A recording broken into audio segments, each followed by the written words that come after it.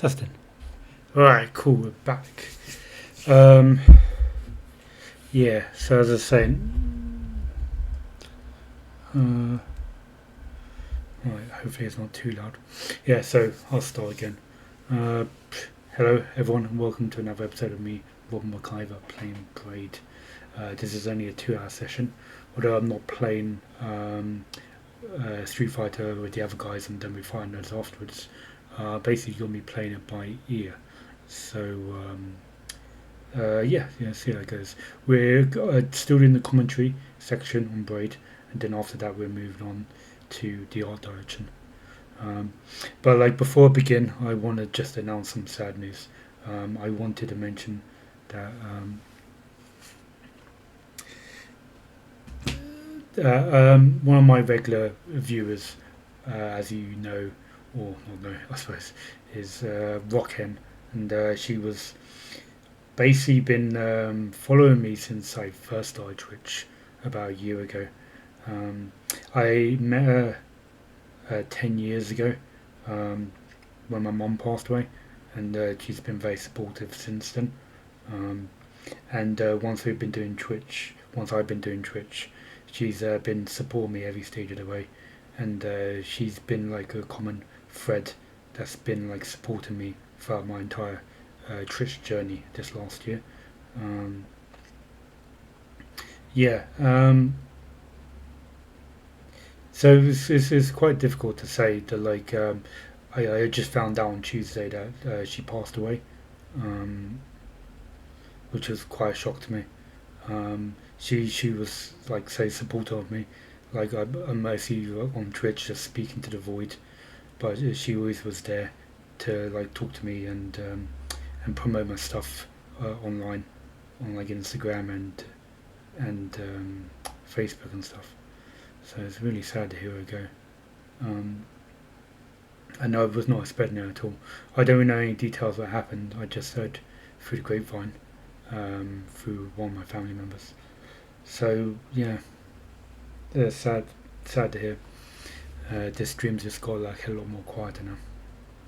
So yeah, here's to Rockend, and thank you for supporting me.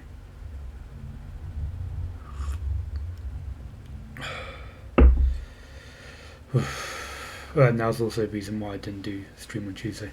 I couldn't really. I wasn't really right in my mind frame. So yeah, so gotta continue on. So yeah, let's go on to Braid now.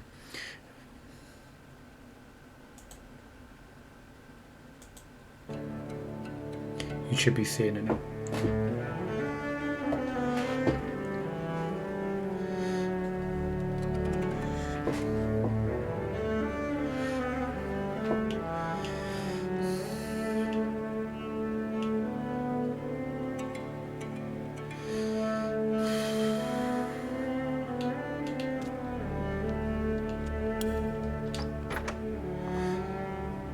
Alright, so we've got 4 or 5 puzzles. We're still doing design, so we'll go through design. I think we've done all of these 4 characters, we've done all of monologue, and I think we're on special topic. Let's just check monologue. I'm double checking this. It's been a week since I last played, so my memory's quite bad in this.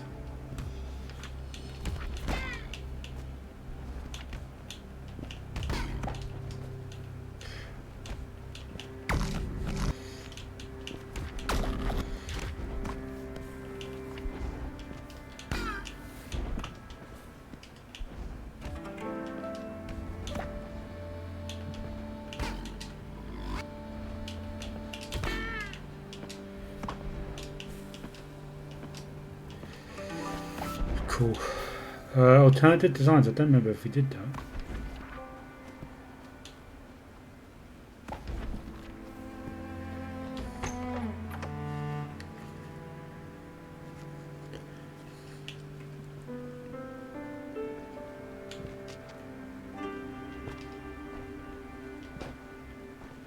I think we did. Nope, we did not.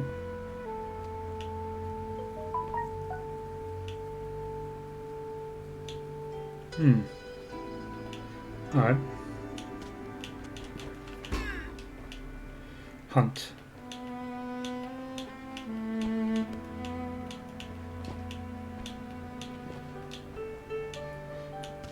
Some mini version here of the... Oh shit. Alright.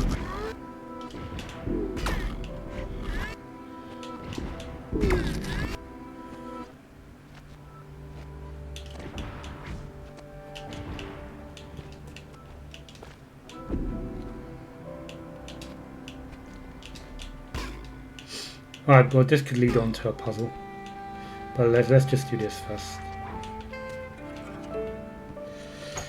Oof.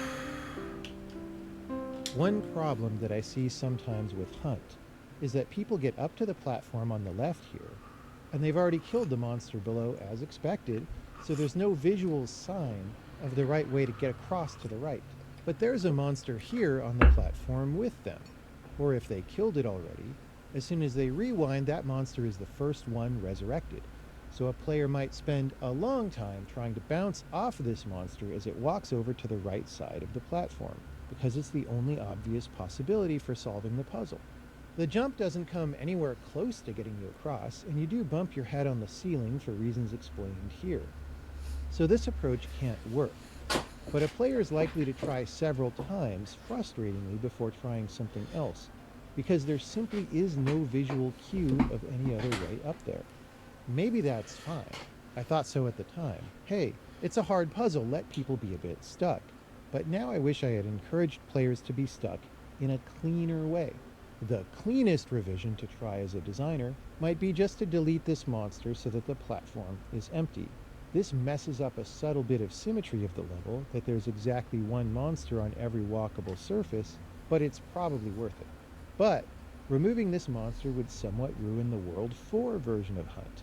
You could bring back that monster only in World 4, or you could do what I've done here, split this platform so that the monster still exists, but doesn't come anywhere near the gap you need to cross. This removes one major avenue of frustrating wrong attempts, which is maybe good. It makes the level easier, which is maybe bad. Alright, let's see what floor is. This is the one we did, was it? If you bounce off this monster's head, Yeah, starting from somewhere on its own platform, it seems almost like you can reach the platform on the upper right where you're trying to get. Tim's arm gets to about the middle of that Hey, platform. Rusted Heretic, as far as how I'm you concerned, that's a bit too close, and I'd like a way to fix that. We might try to move the platform you're standing on further left, but we can't because you'd have to move it so far that the actual good jump that solves the puzzle becomes impossible or nearly so. You might notice that the third floor of this puzzle is quite expansive compared to the first and second floors, and say, hey, why didn't you just move the third floor upward a bit, shrinking the height of that level and expanding the height of the second floor so the place you're trying to get is clearly too high. But the problem with that is, in the natural process of solving the puzzle, the player will kill the first three monsters and keep trying to jump off the fourth one to cross the gap, and I wanted the player to feel like he has plenty of room to jump around, not bumping his head on the ceiling all the time, because that would make the experience of trying to solve this puzzle more frustrating. Being physically blocked all the time or bumped around when things are already going badly can be mildly rage-inducing. That said, the ceiling right above the gap is a bit lower than the ceiling to its left in order to provide wider puzzle tolerances to make it more obvious that this is not the right solution. So the player does bump his head here, just not very much, and hopefully not in a frustrating way. The top row also needs space because you want enough room for the player to jump and not leave the top of the screen. And the HUD is up there, and it gets awkward if the HUD is covering your gameplay. We could have added more space and caused the screen to scroll vertically, but this level is just much better when you can see the whole thing at once. So, even though I was not happy with how high the player could bounce from this monster, I didn't see any solution that wasn't worse than the problem. I think you might have done this one. So I left it as is. But I could never tell with these ones. Cool, we've done that one as well. There's a puzzle piece here. I don't think you get anything from them. But I'm going to do it anyway, for completionist's sake.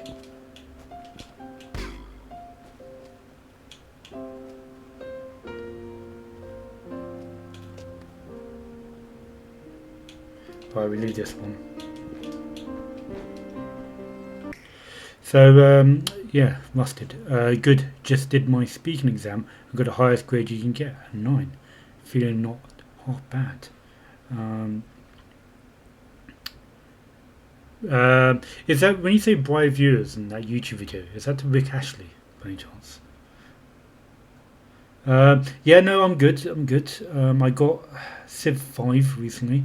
Sorry, not Civ 5, Civilization 7. So I've been enjoying that. Yeah, not much has really happened though. Why don't I find out? Yeah, I'm not going to press that. Yeah, I'm just going to have to keep on guessing. Or you could tell me. Uh,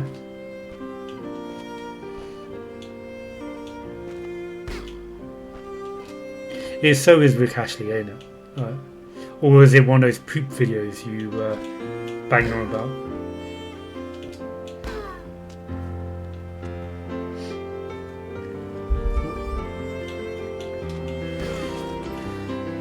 It's a recall. Almost worked. It nowhere near almost. Not by a long shot, mate.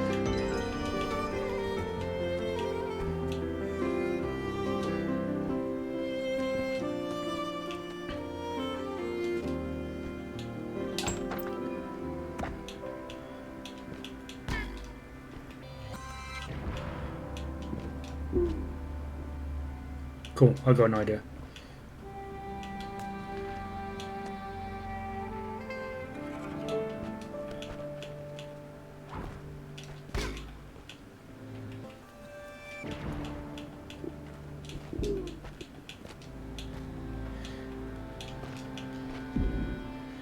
Almost worked. That would mean that we get closer and closer to almost working. It's quite far away worked. That doesn't work, does it?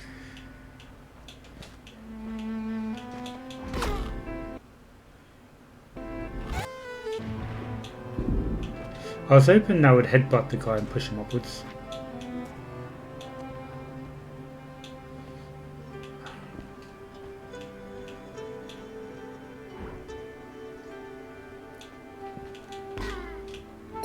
Oh, yeah, I could put the ring down. They never mentioned that. Alright. When was that an option?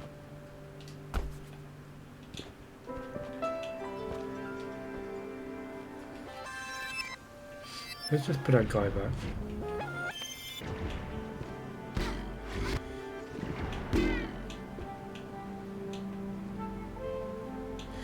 I never had the opportunity to do the ring and the shadow.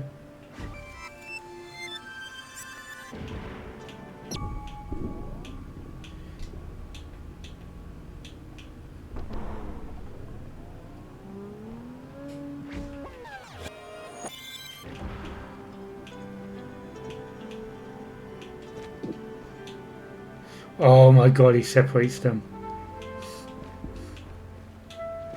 I'm not affected by that, though.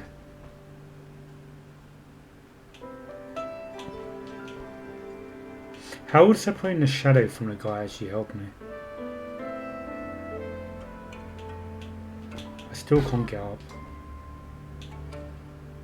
Could I jump on his shadow?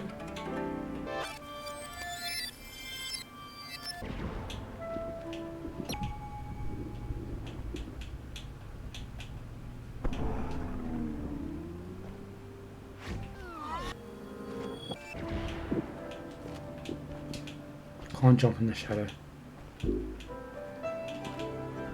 Shh. The shadow can't also jump on him.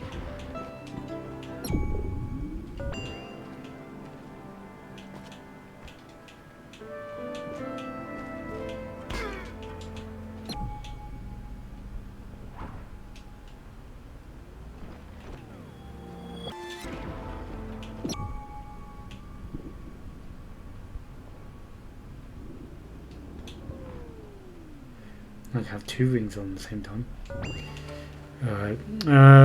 On topic of Far Far Away, what do you think of them making a new Shrek? They're making another one? I haven't seen anything beyond the second Shrek.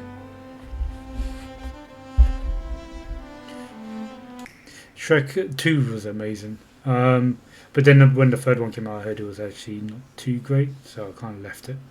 Um, how many did they make in total? Four, was it? And then they made the cat film. And I saw the second one of that. What was the cat film called? Um, Puss in Boots, sounds it. Hello, Victim of Justice. Great name. How are you doing? Right, I'm gonna leave this puzzle till a bit later.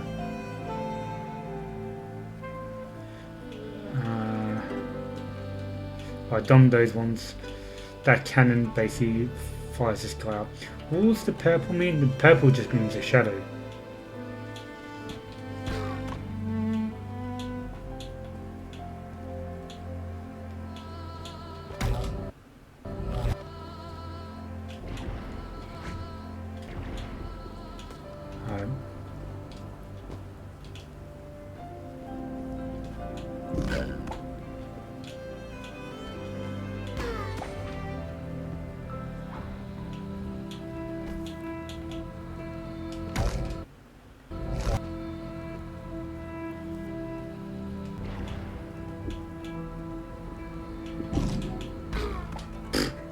Then the key. Oh, I remember that for later. Did you go back and get the stuff you missed in the Casey section this stream? Not yet, no. I kind of forgot where I left off. So, yeah, was there still Casey sections to do? Oh, you know what? I'll go back and do that. Because I definitely don't remember coming here before. Although this room looks familiar. But you're right, I should have checked to see if I did all Casey first. Hey, thanks for the ad. Yeah, thank you. So you've been watching me on the other streams then? Or have you been watching me on YouTube? I had to get out of it.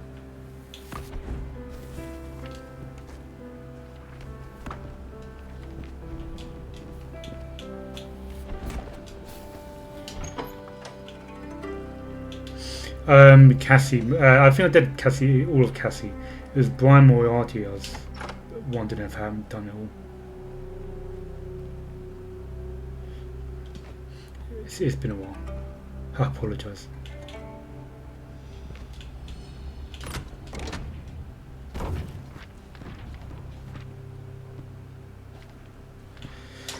So I've done all of this. I've done all. Let's just take a look at Cassie. I think then Cassie would have been done 2 streams ago. Let's just check. So these books here, they're green if I haven't done them, and they're grey if I have done them.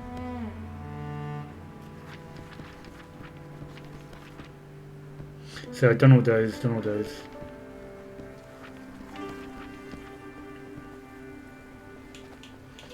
Done all these.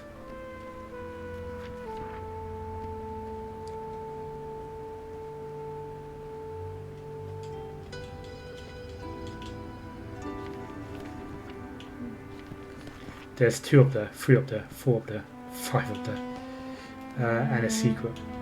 So I don't know how to get there. Yeah, so I am going to come back. When it comes to like puzzles like those, that requires a bit more thinking. I'm actually going to come back and do them properly. I'm going to do all commentary first, and all the easy puzzles, and then come back and do try and find secrets and stuff.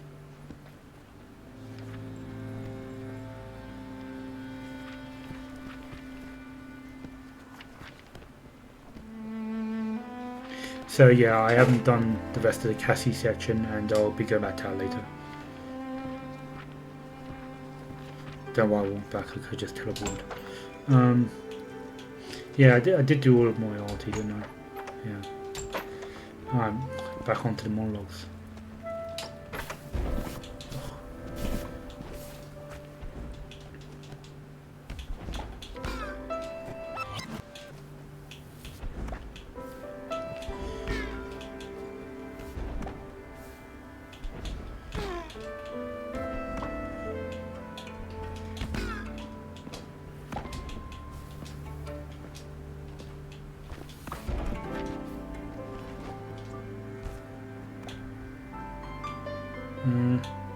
is an alternative design.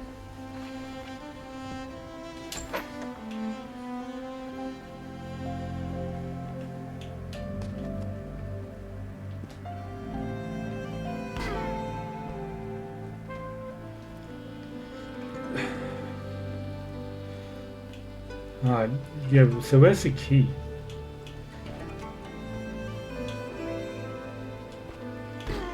Is it beyond here? Oh, well, I've done that door. That door, I wonder where that leads. That's interesting. See what else is going on.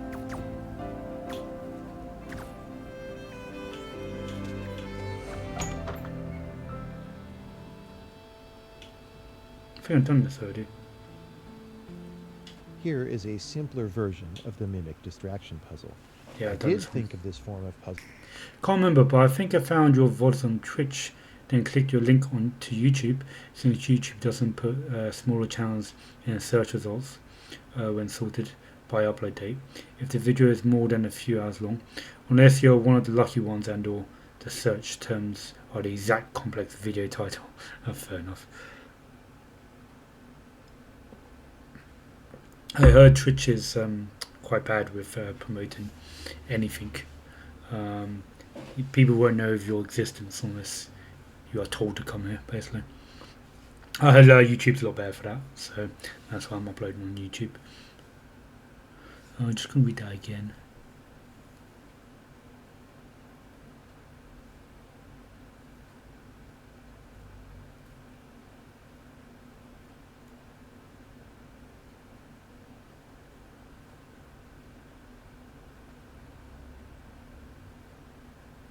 So YouTube, since YouTube just doesn't put smaller channels in the search results.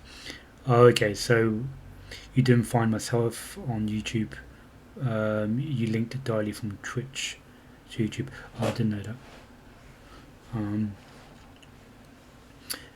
Yeah, well, actually, that's quite interesting. I presumed it would have been via YouTube you found me, but you found me via Twitch. So I misread the first time.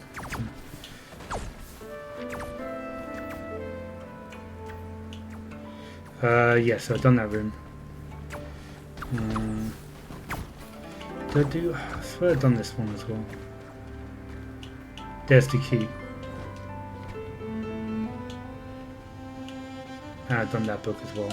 Let's just take a look. Yeah. Alright, let's check out this one. Endgame plan. No, YouTube is unstable since you can't search, but on Twitch you can just check out VODs of the game you're looking for before they get deleted, of course. But prefer the YouTube player. Oh, fair enough, fair enough. Oh, I didn't know that.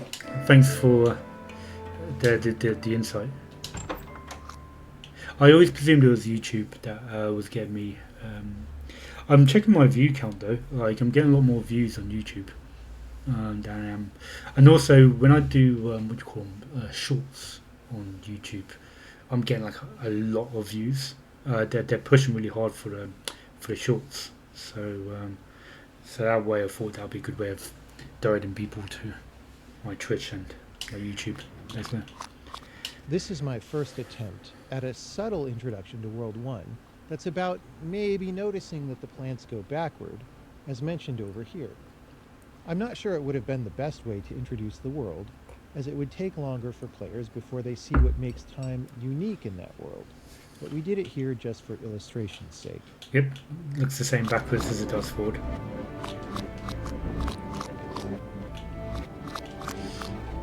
He's referring back to a different video where everything goes backward, and he didn't bother putting these bad guys in because it looks the exact same. There's not really any difference. Ah.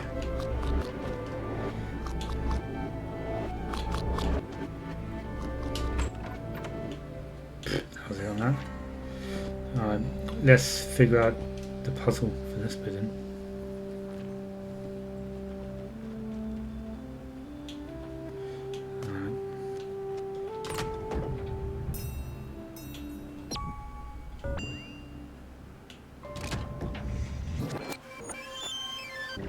It's just a reminder. It's telling me to remember all the puzzles I did before. Before I could pick up the shadow. The shadow key, but I can't.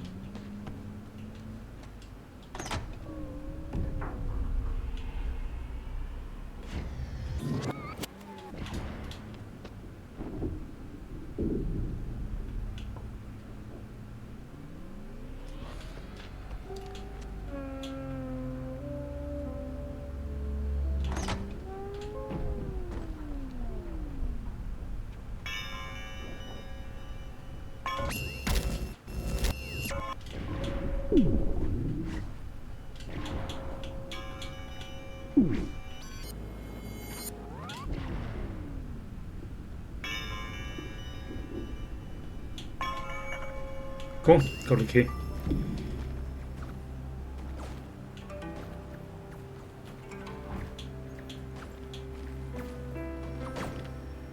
Also a random graphic there. Don't know if it's just my mind playing tricks on me. Shorts are good for fast subscribers, but people who sub from watching shorts don't check out non-short content, from my experience. But these things are not hard rules. Okay, cool. I'm learning a lot of stuff here. Actually, are you do you have your own YouTube videos as well?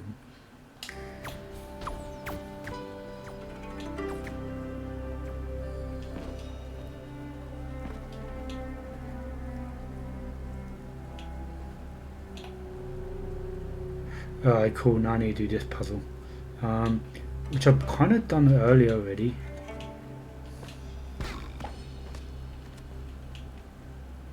Hopefully it should be the same.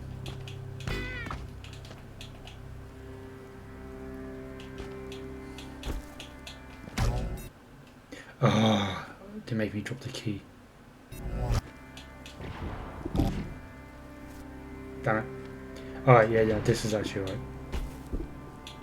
It's a bit right there, I think.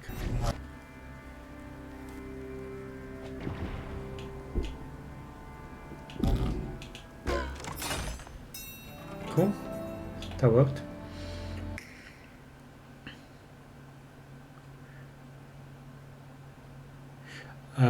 I have been interested in how people work on the internet. Oh, cool. Clover. Do I have I don't have a ring to use. I got one key, and that's a green key. So they're basically it's the same kind of rules as early on in the game. The videos I've been watching is describing how these rules worked. So I think they're just like properly testing me now. I can't even get up. So I get a key and I have to open a door. I have to decide which door to pick.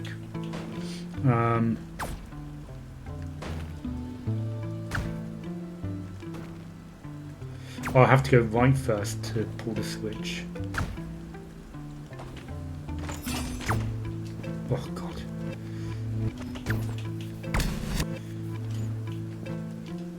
There's a second key there. Open that gate. I can't get the keys back once I use them. So it's quite linear at the moment.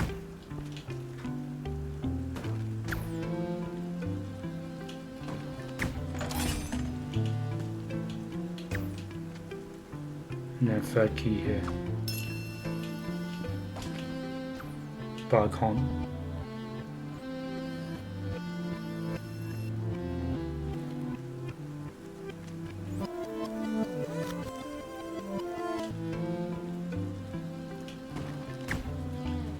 Cool. Fun puzzle. Alright.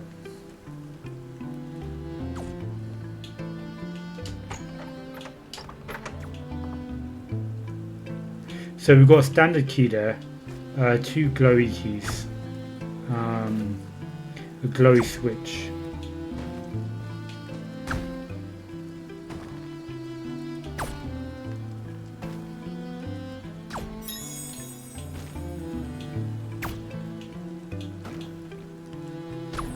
But like if I try this way then I can't do anything bad. I won't be able to get the key back.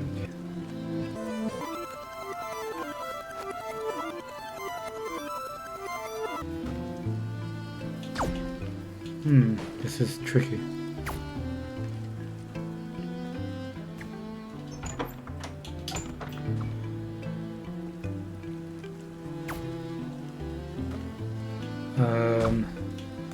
So you have to do right.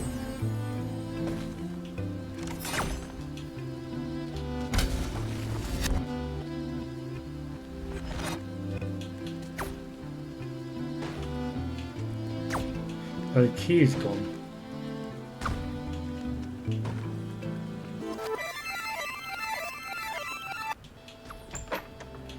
Do I have to do something about like dying with the key on me somehow? Nah.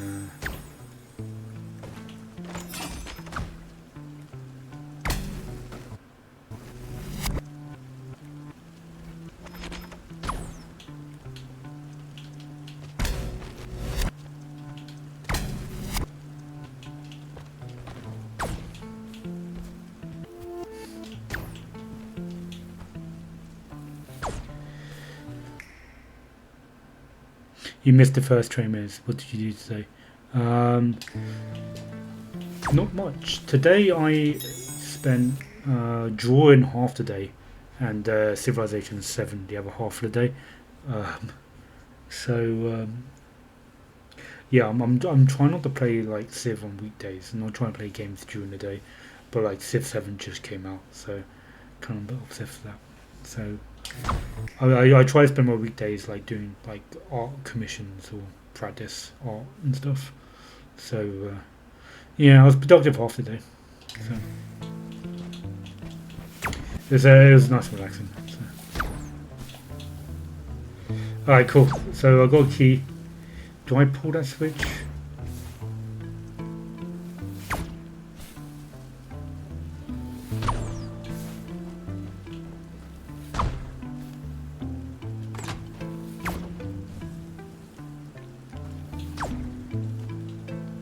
Oh,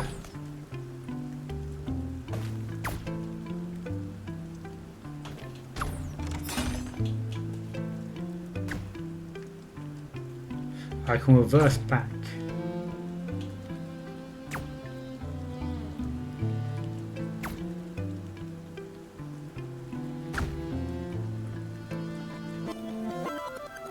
So the door closes.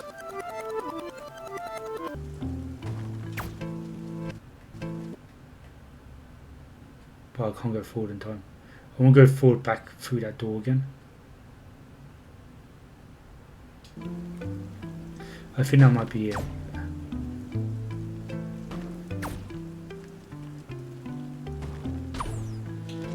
Alright. Alright. I think I've got an idea.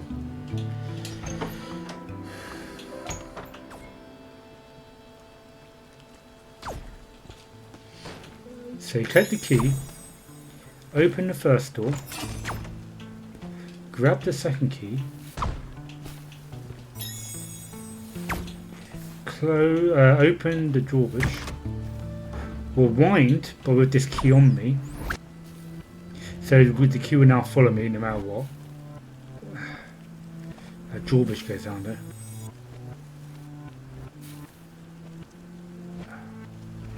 So the door goes back up. Cool. Yes.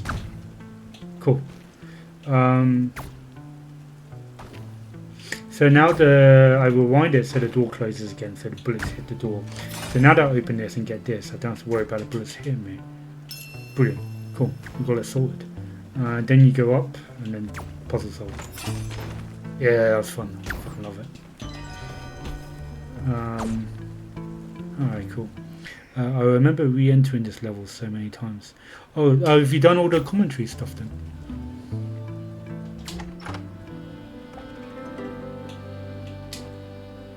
I thought I was like the only person who've actually bothered to check all the commentary. I last week I think it was, or 2 weeks ago, after my stream, I decided to raid and someone else was playing Braid, and I typed it in and there was no one playing Braid. Like everyone's just seemed to have forgotten about this game. I think I did this one. Yeah, so I think this whole area is done. So it's cool. It's good to see someone else who's done this as well. Have you done everything in this commentary?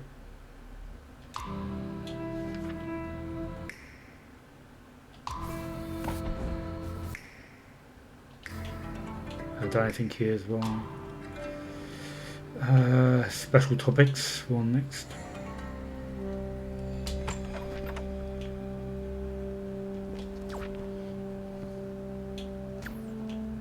I think we did start this already. Let's just go over it again, just on the safe side. Here we focus on ideas that are core to Braid's design. Most of this commentary is also reachable from other levels. Yeah, I think we did start this. Oh yeah, we did, yeah. Or did we? Oh, we took a look, didn't we? Alright, let's start from down here. We've done all these doors. Let's do this. Level names and spoilers. Quite a few puzzle games have cute names for their levels, and very often these names spoil the core surprise of the level, or at least leak information about how you should be thinking. I avoided this to the greatest degree possible. I was expecting that to be a lot longer. I was like still in there with my cup of tea as well. Most of the levels, you That go is. into them, and there's a name for the level, and it comes up on the screen. And it kind of tells you what the level's about, but not really in a spoilery way, Right. hopefully. For this level, I was like, what name do I put there? That I think I've kind done of this. doesn't spoil this thing. I see. Like, if you called it handoff or something. Yeah, I've done it. I really liked the original and was looking forward to this release, but there was no adverts for it. So even I, as a fan, didn't know it had it released for like a week. Oh, fair enough. Yeah, I was a massive fan when it first came out. Like, I was like obsessed with Jonathan's Blow and his games. And then when The Witness came out, I was like really into that. I was like waiting for The Witness for like years, like just hyped. Um, and then when I heard the releasing the anniversary edition with extra puzzles, I jumped on. Also, it's like I really wanted to play it again, and I thought it'd be a good one to stream because it was in my top 5 like favorite games of all time. I think there's a bit of competition now, so I think it might drop down beyond 5. But yeah, I think it was quite like an important part of history. This game in gaming history. Okay.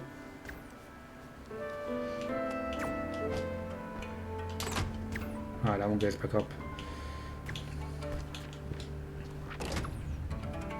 Did you play The Witness by any chance? I just wondered if there's someone else I could talk to about The Witness. 3 easy pieces. The name, 3 Easy Pieces, is simply factual. These are the first 3 puzzle pieces in the game, and they are intentionally not too hard to get.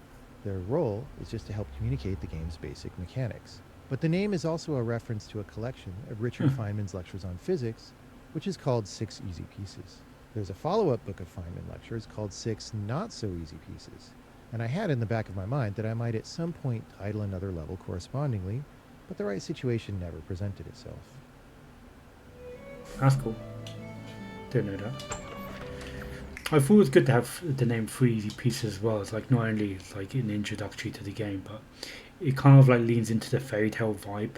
Like you always have the rule of 3, like Goldilocks and the 3 bears, and like the game kind of starts off as this very fairy tale esque story, like save the princess kind of vibe. So I thought it kind of like fit in that. Yeah.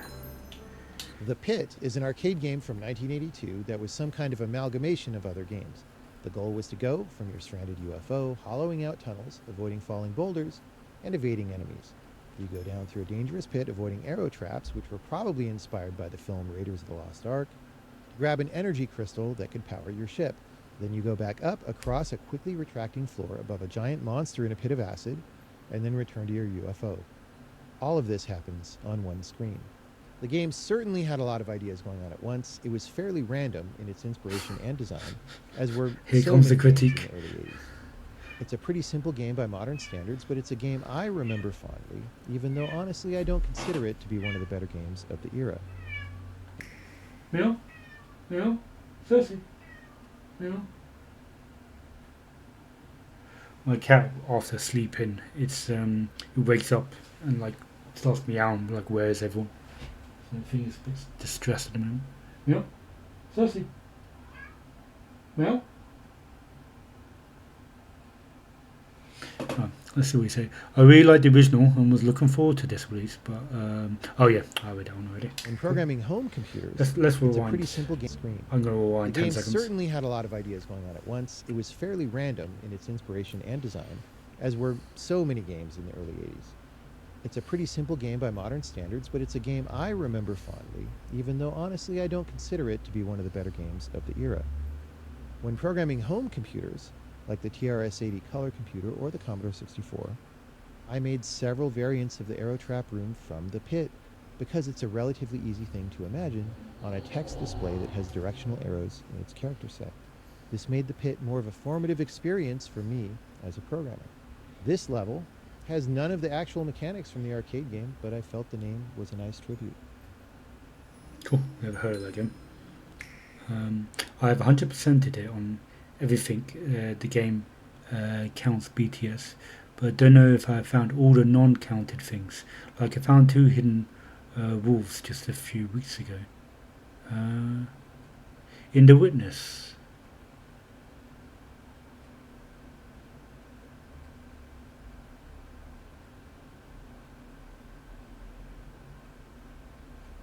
The wolves?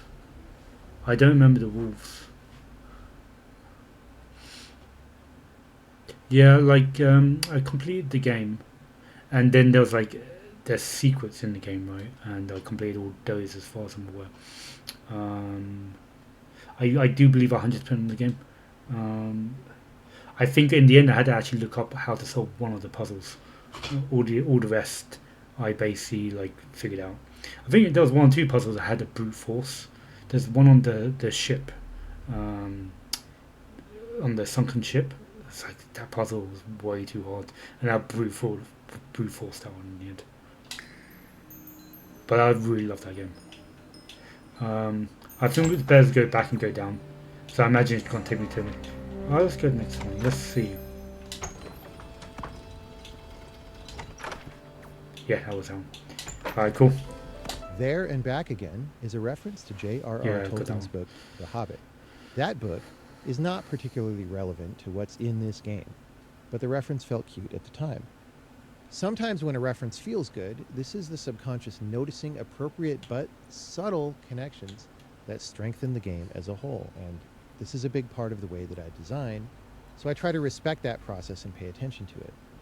But maybe, especially in an early game when you're not that mature of a designer, it could be random enthusiasm that defocuses the game by going off on a tangent. And also, you lost the opportunity to name the level something else that might contribute to a greater combined whole. To this day, I'm not sure which kind of reference this is.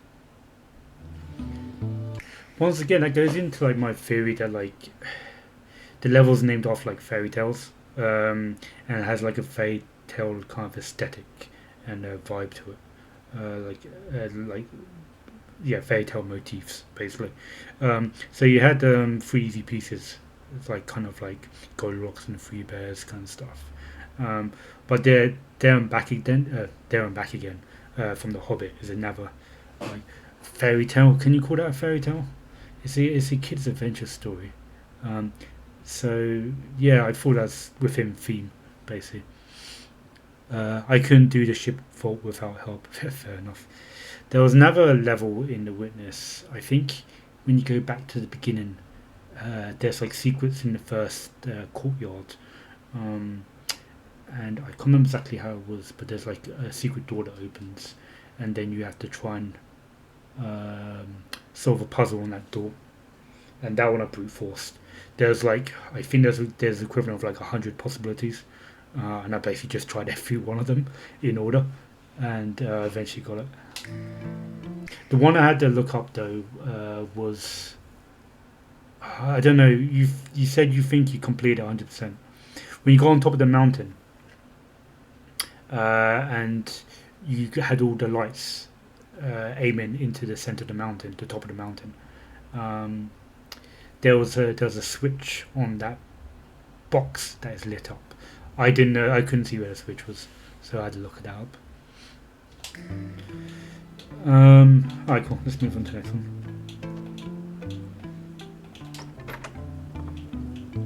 The Ground Beneath Her Feet is a novel by Salman Rushdie that I quite enjoyed when I read it back in 1999. This could be interesting reading if you liked Braid. That was the most Vegas one. I'm gonna write that down. Gotta look into that.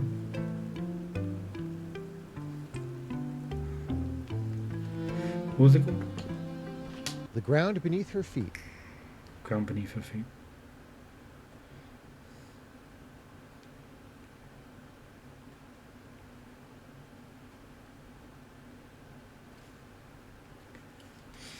Let me just check my messages quickly.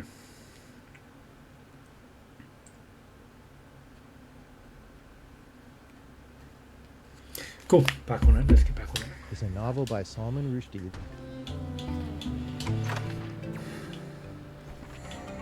Irreversible. I just feel the movie every time I hear Irreversible. Irreversible would be a dramatic title in most contexts, but it seems especially interesting in a game that is all about reversing things. The name is also an oblique reference to the comic strip that Braid artist David Hellman had worked on, which was called A Lesson is Learned, but the Damage is Irreversible. I didn't name the level this because of the comic, but it became a reference by brute fact.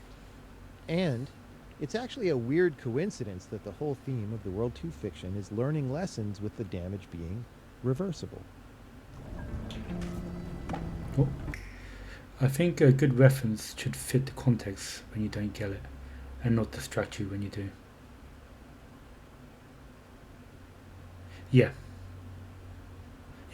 I agree with that statement 100%. Jumpman was a very popular platformer game in 1983 on home computers, but the source of its name is famous 1981 arcade game Donkey Kong, which was the first appearance of the character now known as Mario. Back then, he was just called Jumpman. Cool. That one I picked out. Elevator Action was a 1980s arcade game, and it was a favorite of mine.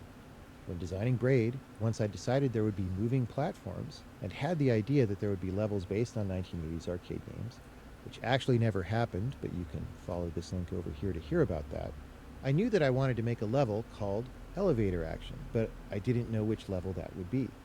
Eventually I came up with the idea for this level which fit the bill, but it's not at all a coincidence. I had been thinking hard for ideas that used elevators just so that I could name a level Elevator Action. Fair enough.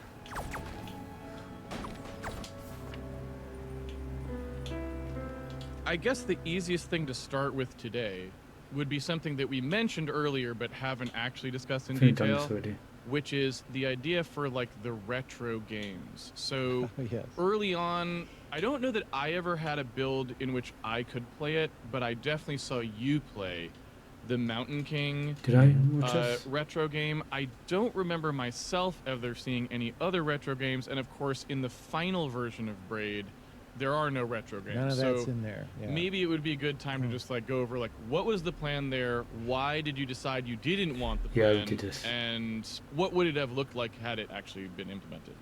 Well, so the general layout of the game is highly patterned, right? There are some number of worlds.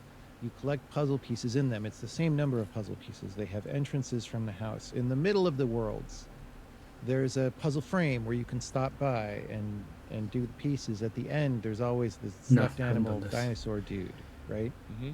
And so it had been the idea, and this probably started as one of those mildly wacky ideas, but then inside each world, you know, somewhere in the middle, kind of like the puzzle frames are now, there would be some door that you could go through that would take you to some other video game. Okay. That was essentially a port of the game, like not a super 100% fidelity port. Like it's not trying to look exactly like the original one Right, pixel for right. pixel, but the point being, it's an adaptation of that game modified by the rules of time in the world that you were in.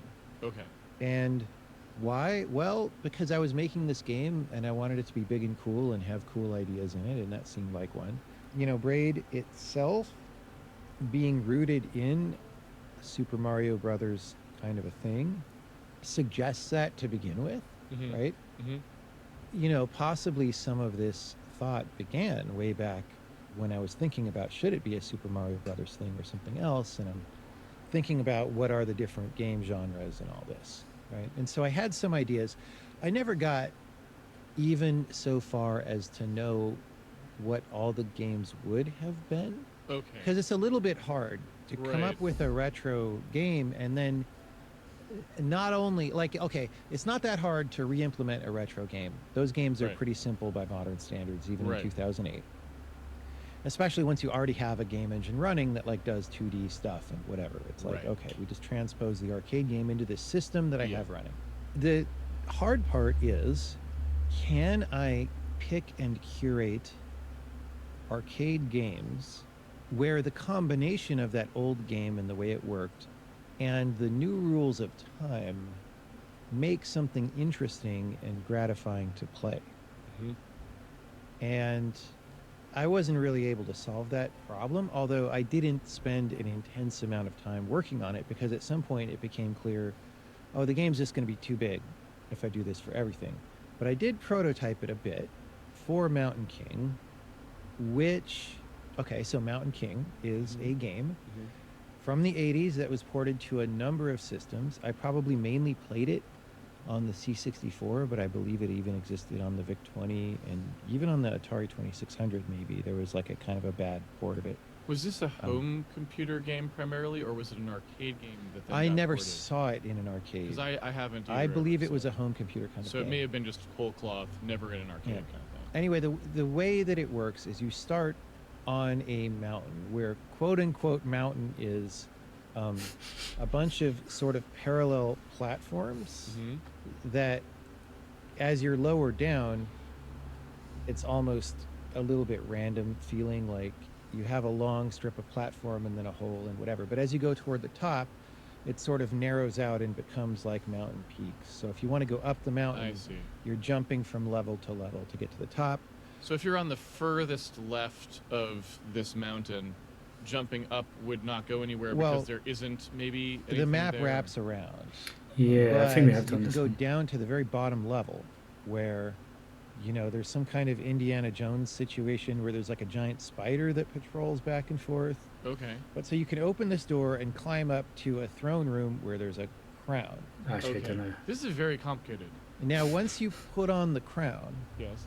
music starts, the Hall of the Mountain King theme, Oh. and you have until the song ends to get to the top of the mountain while wearing the crown. Just like The Witness. A little bit. Right. Right. But for some reason, it's one of those games that I really remember Mhm. a lot. I'm not sure exactly. Like, it was just very different from other games of the time in how it worked, And I didn't try to exactly reproduce the map or anything, but it Right. was the same kind of a thing. Right. And I had fun implementing that. It was again like a week or less. Like, that's always a fun thing when in a few days you can Right. sit down and bang something out and it's like there. Yeah. But like, people didn't really like it. Like, literally nobody I talked to liked it, which it's normally not a huge influence on how I make decisions, right?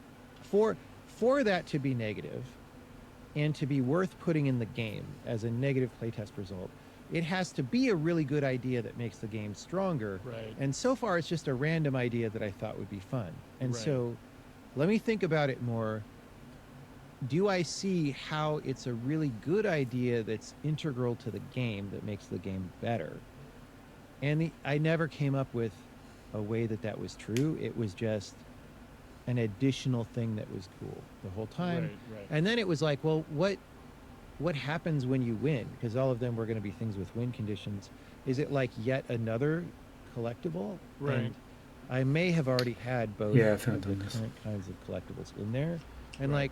like a regular collectible plus a secret one is kind of cool. like a third one. Now it's a casual game or something where you have different currencies and whatever, right? Right. Yeah. And so I didn't exactly want to do that, but I didn't know what would be. But like a third one, now I just was like, dump it. I might as well see it So through to the end. underlying this discussion, though, is kind of No, something no, which I you know don't what? I'm think I gonna totally. where am I? Elevator Action was a Calm down. 1980s arcade games, which actually never happened, but you can follow. Yes. I didn't know Mountain King also had Antris Dance in it until I checked out after the commentary. I've never heard of Mountain King. Yeah, might have to check it out.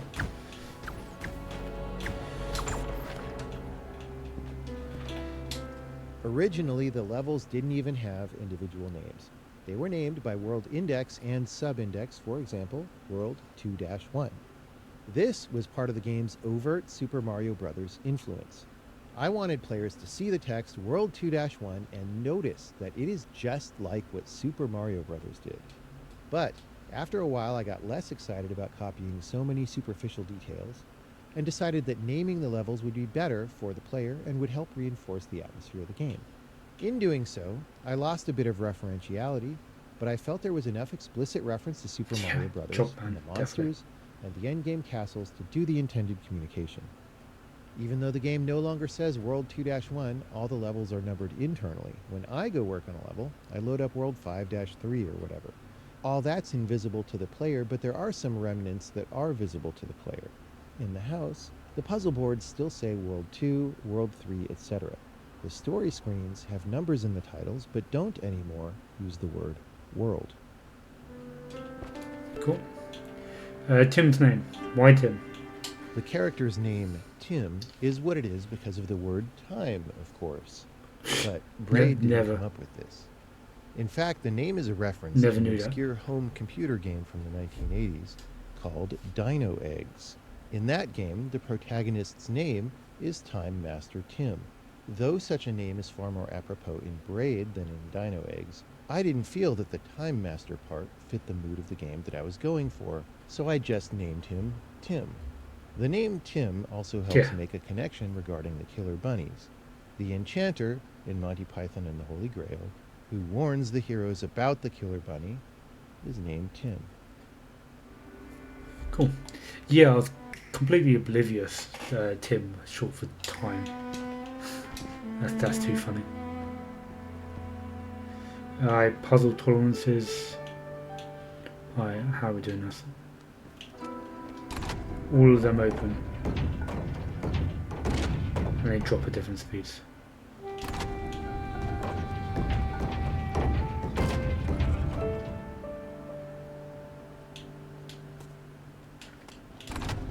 Alright, let's do this one first. Oh, come on!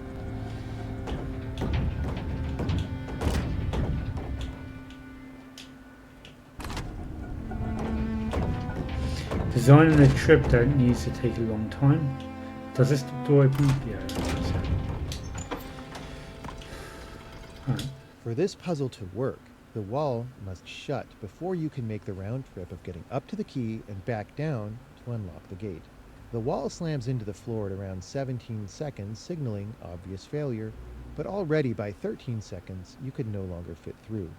So, when we were planning out the level, the path to the key and back must take longer than 13 seconds, preferably around 17 seconds, so that it's very obvious to the player that he didn't almost make it. You can fall faster than you can climb, so an advanced player will drop from the trellises on the way down, and this must be taken into account when determining the travel distance.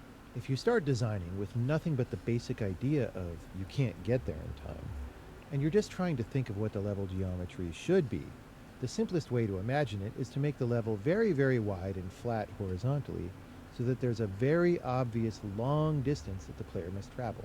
But, as mentioned elsewhere, we generally try to keep levels fitting on one screen when we can for greater understandability. And in this level, that's even more important. If the level were wide and horizontal, the wall would scroll off the screen so you can't see it anymore, and you would have much less certainty about how much time is left and whether you could beat it or not. You'd only know when you got back. For these reasons, the level is authored in a zigzag pattern fitting on one screen. Cool. I think we've done these ones. Decided early on, Braid's a puzzle game. It's Yep. not an action game, Right. as you just Done it.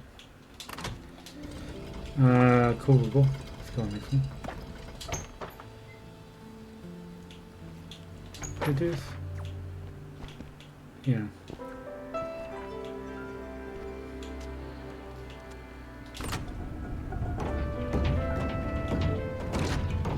Determining how quickly some fireballs should move and how close together they should be. Motherfucker. The parameters of this puzzle are somewhat precarious. If the fireballs are too close together or move too quickly, it could become too difficult for the player to prevent the monster from being killed because the required timing is too tight and too tweaky. In a puzzle game like this, it could be very bad for basic playability if the player tries the right thing, the actual intended solution to the puzzle, but he fails because of tweakiness factors. When this happens, he might conclude that he's not trying the right approach and instead go try other things that are totally wrong and put him off on the wrong track for a long time. Also, hey, it is just less fun to try to solve a very spammy puzzle. So, we want the fireballs to be kind of slow and far apart. But if the fireballs are slow and far apart, it's easier for the player to solve the puzzle accidentally, because the windows for the monster to inhabit are so big that accidental rewinds can get the monster out. That's why this upper platform is so long. We're minimizing the chances of an accidental solve. This causes the platform to extend off the screen to the left, and you have to start the solution by standing near the puzzle piece where you can't see the cannon and monster. But I actually liked the off-screen aspect of this puzzle in this case. It's one of the rare exceptions where we want you to reason about stuff that's off-screen, the other major ones being movement by degrees, movement amplified, and World 5's lair. Initially, the player is likely to be just focused on getting the monster through the fireballs. When he finally does this, he's unlikely to end up in a place where he can bounce off the monster to get the puzzle piece. But getting the monster through the fireballs confirms without a doubt that the player has executed a major portion of the solution, and he can then work on a version 2 solution that ends with him in the right place. This kind of partial solvability is a good property for a puzzle to have. It helps players know when they are making progress, and it helps them feel good about that progress because they can fit it into a mental framework along with where they've been and where they're trying to go. Sometimes, puzzles can feel unfun and unfair when there's no way to get traction on them with a partial solve. At the same time, though, sometimes I do deliberately design puzzles that way, such as the high jump puzzle. And there's another example of partial solvability That's a lot of puzzles. over here. That's a lot. Alright, cool. Let's do one at a time. Movement by degrees. So, you Think know, we've done this the one? first part is kind of tricky, but it's sort of clear what to do. Now we're really having to deal with a mixture of, and so we have to do whenever moving to the left. Fun. What? Multiple things mean things that now we're really having to deal with a mixture of rewindable and non-rewindable things, except now the non-rewindable things mean things that trundle forward in time, whether we move left or right or not. And so we have to deal with that, and it's fun. By the way, I like the art on this world too. The sort of, you see all these childhood things in the background. And of course, it's very nice that the snow falls up whenever we're moving to the left. Took some doing, Yeah. I'll tell you. Why not just run the code backwards? I don't understand. Easy. Anywho, So then the hard part, of course, here is dealing with the 3 cacti later on. For me, it took several tries because I was like, oh wait, okay, I This see what is I have hard. to This do. puzzle. There's a couple places in the game where I felt like, okay, I need to build up a time bank, right? I need to sit somewhere for a while until I have enough to rewind, because you can't rewind into things that haven't happened yet. And so I did that, and then I realized I needed to do the fast rewind to move to the left quickly enough, or at least that's what I thought. And it took me a couple tries. And then, of course, after doing that, I worked a lot harder to get 2 monsters onto the platform so I could get up a little bit higher to the ultra super secret places. And that was fun. yeah. Yeah, of course, it's also, as you say, when you're to the right down there, the third cactus is like just sitting there up. And I remember feeling like, well, when does it go down? The question is where, Yeah. because Yeah. we're in this world. And that's just a kind of neat, like, by this point in the game, you've done that enough that that's not new, but it's still a little bit, it's a slightly Right. different permutation of that than you've had to do, right? Yeah. Yeah. We had not done that one before. Movement amplified. Movement Amplified. Is that another novel title? No, I mean, It makes sense in this level. it was where this came from was these two levels. I was originally thinking of them as being kind of parallel to each other, and they Right. ended up maybe not so much. Well, when you get on the cloud train here, including Yeah. this first pair of cloud trains, Yes.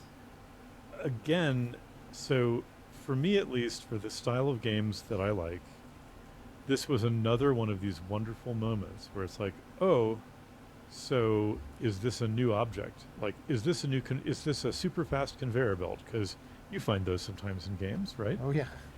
But no, it's the same engine following the same rules.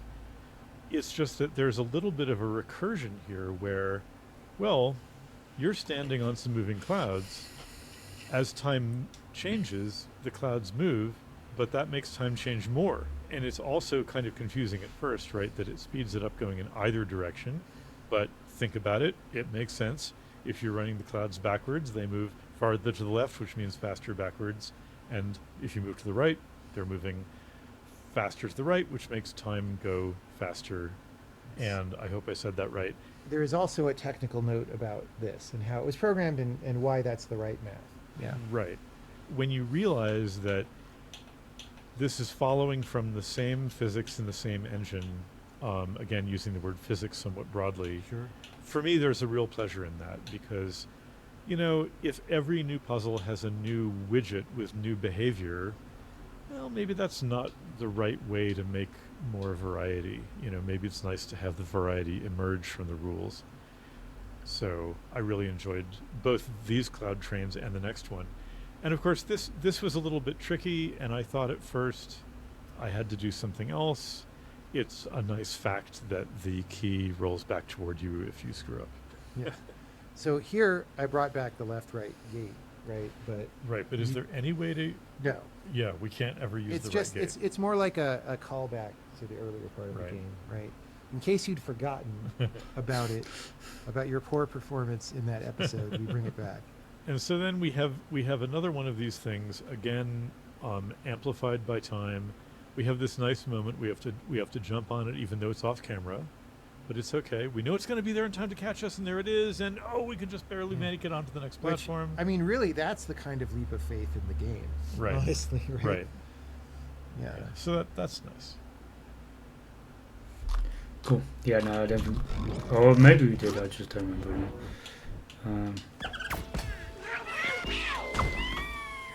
Layer. So then there's this fun lair puzzle. So, you know, again, kind of like there's a hunt and a bunch of worlds, there's a lair and a bunch of worlds, and it's kind of the same and it's kind of different.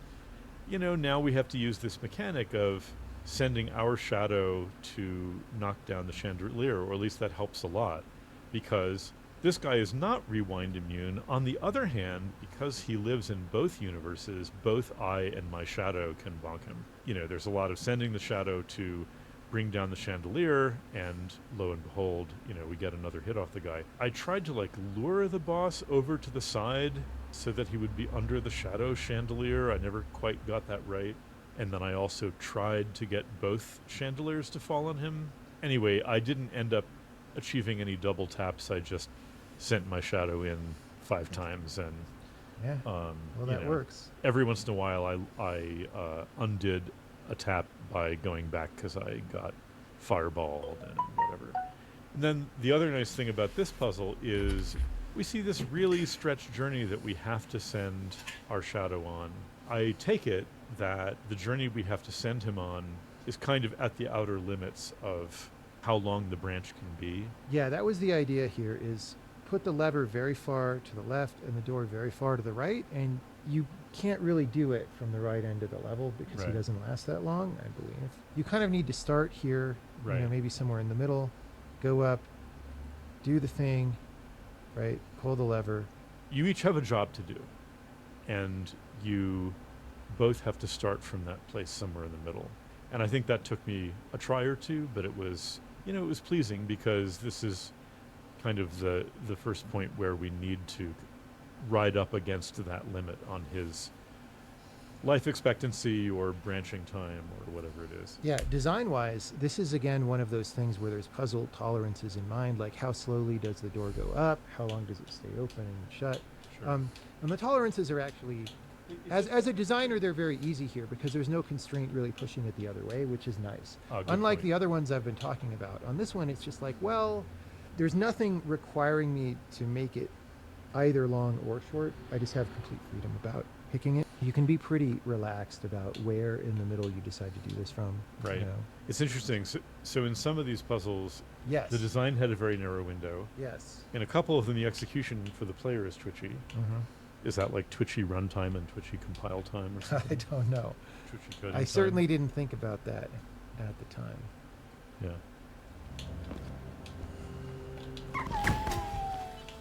High jump. What do you think of the idea of making it more obvious that it's World 4 is probably the smartest world in any game ever. So much out of a single rule change. Which one was World 4? Is this World 4? about a monster Yeah, it's a bit of a jumping mindfuck, on your wasn't head? it? Like No. maybe, yeah. No, I don't like. There's sometimes, when it comes to puzzles and games, I sometimes just like, I look at the map and then in my mind's eye, basically figure out solutions. But in this game, like half the world, it's like, I can't think of what would happen. Like, it's too complicated to actually try and picture it in my mind's eye. I have to just like trial and error it. Yeah. Yeah. I mean, I can say a couple things to start that I'm sure you've heard me say, but then maybe we can get Time into equals something. X. Okay. That was World 4. Yeah, that was cool. Wasn't as complicated as this one, but it was fun. It was funner than this one. Yeah. Right. So, firstly, a puzzle is something you might not solve, right?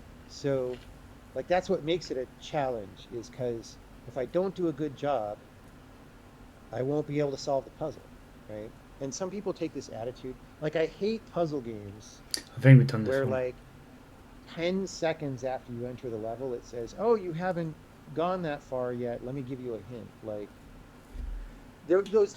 Yeah, we've done that. This puzzle is a very clear example of partial solvability, which is nice because it gives players the hint that they're on the right track. It is not too hard to get a monster past the first two claws just by walking right to left down here on the bottom. But it's not possible to get the monster past the third plant just by walking left because you're blocked by this huge block here. Yeah, I think If you we've try seen to this climb one the as well. ladder to go over the block, it takes too long and the monster dies on the third claw.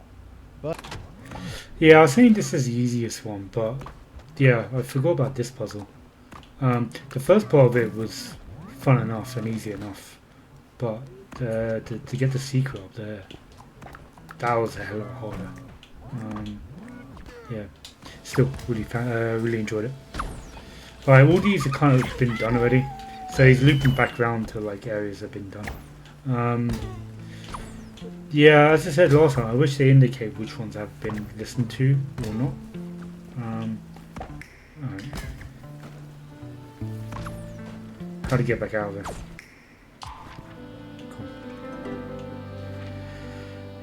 Cool. Right, fireball rates and distances constraint. there are several parameters of this puzzle that are interdependent. Firstly, because we're asking the player to set up the cannonballs striking each other, those cannonballs must be moving slowly enough that the player could at least try to aim. We don't want it to degenerate into the player just continuously pressing rewind with no idea whether he is close or far from a solution and just hoping to get lucky. That's not fun or interesting. In order for the collisions to continue happening once you set them up, it's necessary for the horizontal cannon to be firing at a multiple of the rate of the diagonal cannon. The simplest and clearest rate for this puzzle is 2, so the horizontal cannon shoots twice as fast as the diagonal. If we were to make the horizontal cannon fire faster than that, we increase our chances of an accidental solve because there are a lot more targets for the diagonal cannon to accidentally hit. We'd like to reduce chances of an accidental solve down close to 0, but because the cannonballs have to have big enough radii that it's not too tweaky to make them hit each other, and also because of the distance constraints we'll talk about next, it did not seem possible to eliminate the possibility of an accidental solve, so that does happen at a somewhat high rate on this puzzle. But here I don't mind it so much relative to other puzzles because at least players get to see a cool new phenomenon of the cannonballs hitting each other. Regarding the distance constraints, over here on the right-hand side, it needs to be impossible to get to the puzzle piece when no cannonballs are colliding. And it needs to be impossible by enough of a margin that the player doesn't think he's almost making it. The fastest way to start running up this corridor is to climb to the top of the ladder first and then drop off horizontally just behind a fireball. So we have to make sure that even if an expert player does this, he still can't make it in time. On the other hand, we need to make sure that the puzzle is executable with a comfortable margin, even by players who are not going to do the drop-down trick and instead are climbing up more slowly from below. If we make this puzzle too tweaky and hard, it becomes especially frustrating because when the player dies and rewinds, he'll mess up the cannonball collision timing and he has to go back and set that up again, every time. But there's no way to avoid that given this particular puzzle design, so we just endeavor to make the spacing of the cannonballs more comfortable. Keeping brute force in that. Alright, these two are done.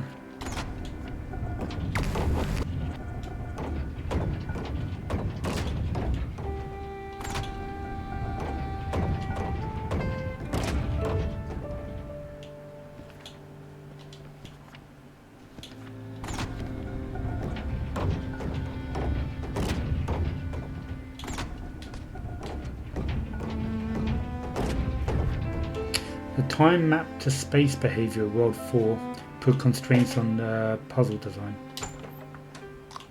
Most puzzles in this game are designed so that everything you need to think about at once fits on one screen. However, I did enjoy putting in a few exceptions when it seemed interesting. In this case, an exception was naturally suggested by the mechanics of the game. I wanted you to walk this monster to the left, ensuring he gets through this gauntlet of 3 claws. If it were only 1 or 2 claws, the chances of an accidental puzzle solve would be much higher than it is. The rabbit, the gaps, and the ladder are all set up so that the player has some interesting interactions while trying to position the monster. For example, the ladder is positioned exactly so that the monster will get killed by a claw if you climb the ladder vertically, which stops time for the monster. But because you move to the right to advance time, and the monster is walking the opposite way, it is natural that the monster gets further away from you and eventually goes out of your sight, as is the key that you were trying to grab in the first place. So, you have to solve the final part of the puzzle, just moving the monster to the left end of the level, sight unseen, which feels interesting and different from the rest of the game.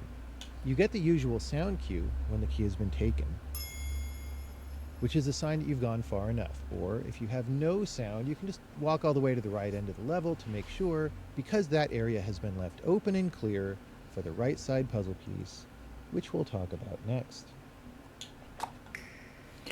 From the way it is structured, it feels like the commentary was designed for people to just check out the topics that they want to hear about and link to additional context that have already been discussed in other topics.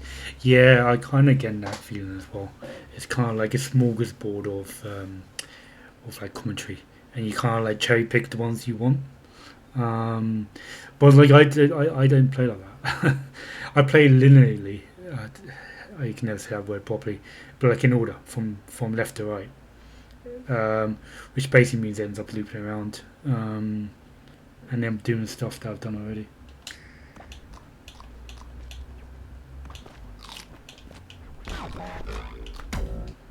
I also have this rule in games as well called the rule of left.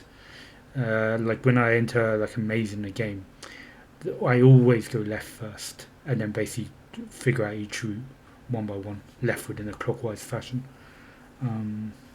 Yeah, just a little fun fact about how I play games. Right, But this blockage is not too discouraging, since the player has seen that it's possible and intended to get a monster past the first 2 claws, so he can try to think of how to change it up a little bit for the last one. In this case, using rewind to get up over the block more directly. There's an extra flourish for the last step in the solution. The player is likely to try rewinding up here to the block first, but the block is not wide enough to walk on it to the correct I spot. think we did this one. So either the player has to jump across the ladder to the left of the block, which is a little bit funny, or else he can realize that where he really wants to be, ultimately, is on the platform above the block. So he can go there first, then jump down, then rewind back up to it. By the time the player gets to this point, he knows he's hot on the trail to fully solving the puzzle, so he's probably in a good mood. This extra step provides a little extra surprise at the end that the player was unlikely to foresee, and that adds a little bit more enjoyment, at least, hopefully. Yeah, I enjoyed it. Thank you, Jonathan Blow. This level involves a few different time-based constraints that all influence each other, so it's a good example of the kind of thought that goes into balancing distances and timings. The fundamental idea of the rightmost puzzle piece is that the player can't possibly reach it before the wall closes, so he has to do something crazy to get it. But the player doesn't yet know that that's the idea. When he first enters the level, he's just playing the game, trying to get the puzzle pieces straightforwardly. We want him to be able to run over to the area near the locked gate and see the falling wall, still mostly open but falling quickly. We want the player to feel like he might have a chance to race fast enough to unlock the gate and get the puzzle piece. It takes 5 or 6 seconds to get over there from the start of the level, so we want this wall to take a lot more than 6 seconds to close. But whereas we want him to think he might be able to get through the gate in time and to try a little bit, we actually want this to be impossible. To make it impossible, we make the player travel a long distance to get the key up and around and back. We taunt the player by putting the key near the entrance, and the monster picking up the key makes a sound cue that may alert the player to the presence of the key, which mitigates the camouflage due to the key somewhat blending into the background colors. We could have made the key a different color, but maybe the player would think it behaves differently from other keys he's seen. When designing this originally, I didn't want that confusion. In this game, the keys always look the same because they always behave the same. They just have different time effects applied. Was this refusal to recolor the key good design, or was it just me being over-concerned about no, I something think it was small? good design. Often it's hard to tell the difference. Anyway, if the player can grab the key and open the gate before the wall is closed, that wrecks our puzzle, so we have to prevent him from doing that. We could make the wall close faster, or we could make the path he must travel longer. Here, I made the path to the key a bit convoluted, but I also added the constraint that he must pull the lever to move the platform, and doing both of these things takes quite a while. If the player ignores the lever and just goes immediately to the key and then the gate, we time the wall so that it shuts right about the time he gets there, which is good dramatic timing and also indicates that he probably can't get there in time. But he'll also figure out he needs the platform to stand on, and by the time he also pulls the lever, it will be overwhelmingly obvious this is all just too slow. But this is fine because he made progress. He can at least open the gate and go explore the right half of the level, even though the wall is shut and he can't get the puzzle piece now. There are some tricks you can do on this level. Because the lever is sparkling green, you can go down, wait to stomp on the monster, pull the lever, and then rewind quickly back up to the top of the first ladder, then continue over to get the key. The timing of the wall is such that even if you do all this very efficiently, it will slam into the floor right when you finally get to it, indicating that you're at least several seconds too late. But because you can do this rewind trick, the little maze leading to the switch has to be longer than it would otherwise be to ensure that the travel time in only the direction toward the switch is sufficiently long so that expert players cannot break the puzzle. We want the player to struggle a little bit and to try to get through the gate in a straightforward way, because when he sees clearly that the straightforward solution doesn't work, it makes the actual solution, which is wacky, seem more necessary and a lot cooler. There was something that was impossible, this wall comes down far too fast, and the strange time effect helps him do the impossible. On the right-hand side of the level, we have a sparkling platform that permits the player to rewind to the start of the level but change his starting position. The idea is that he's now close enough to the key that it's possible to get it, but it shouldn't be easy, so he must run a gauntlet of obstacles. When building this level, I wanted to create the experience of rewinding at a very fast speed, with all these cannonballs and monsters flying by extremely quickly. I wanted the travel back to the puzzle piece to be a bit hectic, dodging a bunch of stuff, but without adding too many cannons to the level. This is why the cannonballs fly upward through the spikes, so that you have to dodge them twice. But there's a fortuitous timing. The cannonballs collide and destroy each other every 14th shot of the rightmost cannon. And the phase is set up so that this is the 6th shot after you rewind back to the beginning of the level. Which means if you are running back to the puzzle piece and doing it somewhat efficiently, such that you hit the right timing, this 6th shot will happen right when you are climbing across the spike pit, helping you out a little bit. It takes about 13 seconds to get from the sparkling platform to the puzzle piece, so the wall has to close more slowly than 13 seconds. But if it closes a lot more slowly, maybe you didn't have to frantically dodge the gauntlet. And if it were to close tremendously more slowly, again, this would allow the player to skip the whole right half of the puzzle because he could just get to it from the beginning of the level.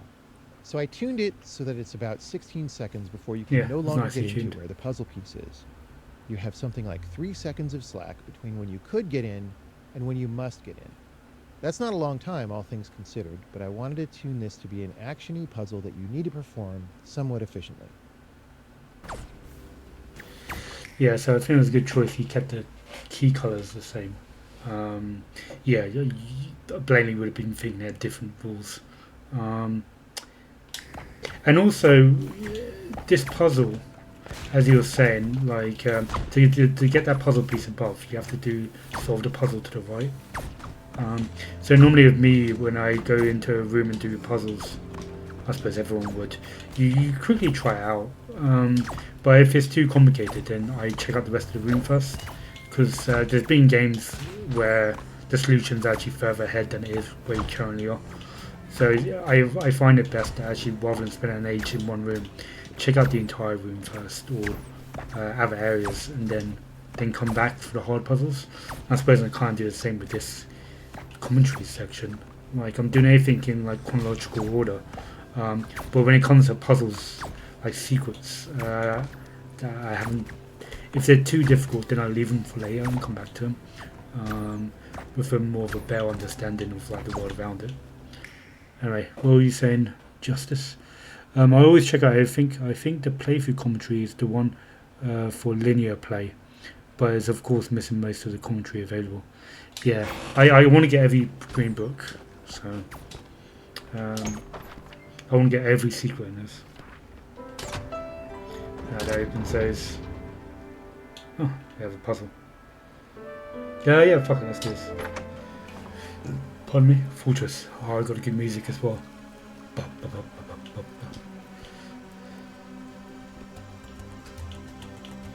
Yeah, it's been a while since I heard this. Alright, can't go through there. What abilities do we have? Oh, well, we can. We've got shadow ability.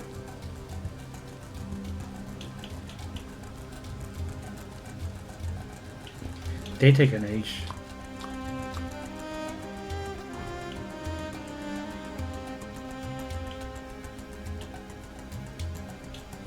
Alright, we've got a switch. Opens up both doors and then they come back down. But what I can do is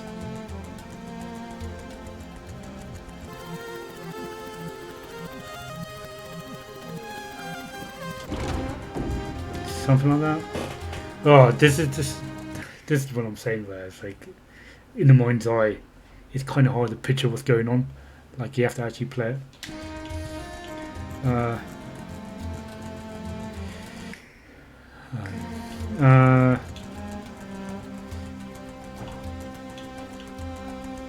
Getting distracted by the music.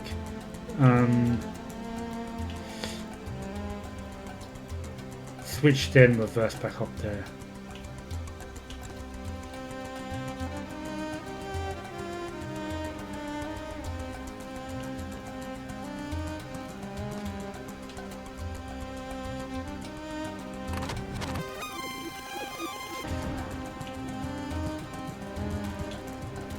Go on, open the door. Come on, you can do it.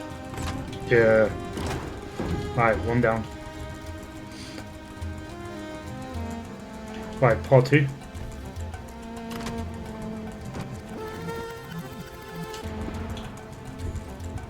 Yeah. Part 3.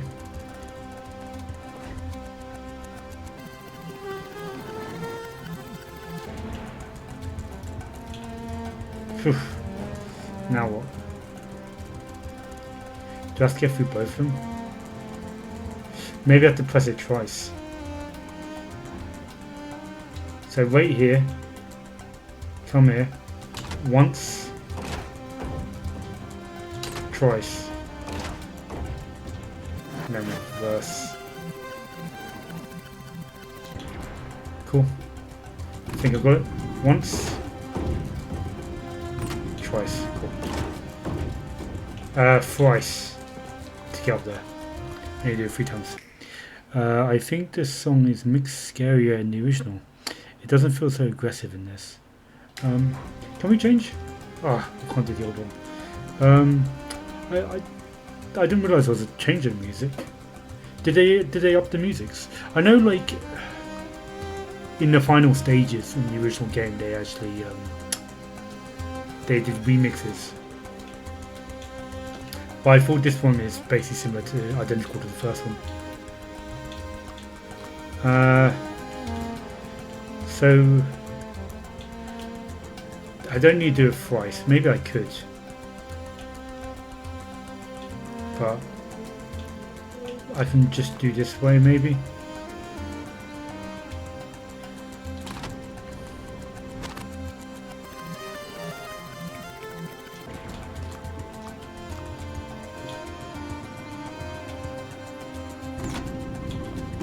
Cool. I don't know what this ladder's for. Secret?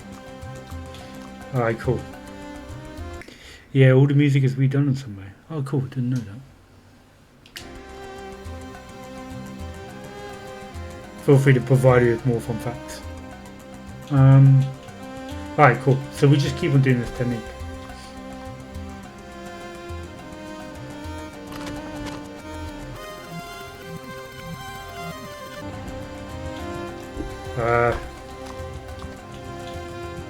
Maybe twice.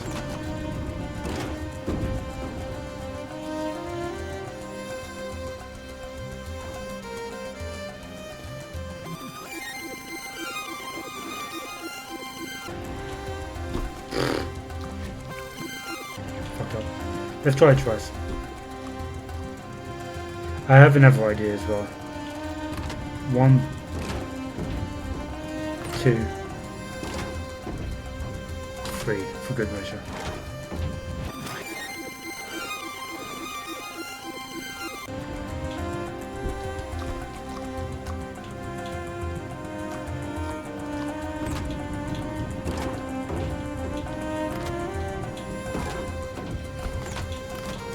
Yes. That was an accident. Anyway, I done it.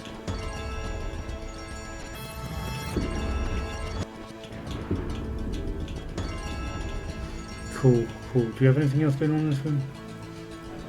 First try, yeah, you fucking heard, man. That was fun, I really like that.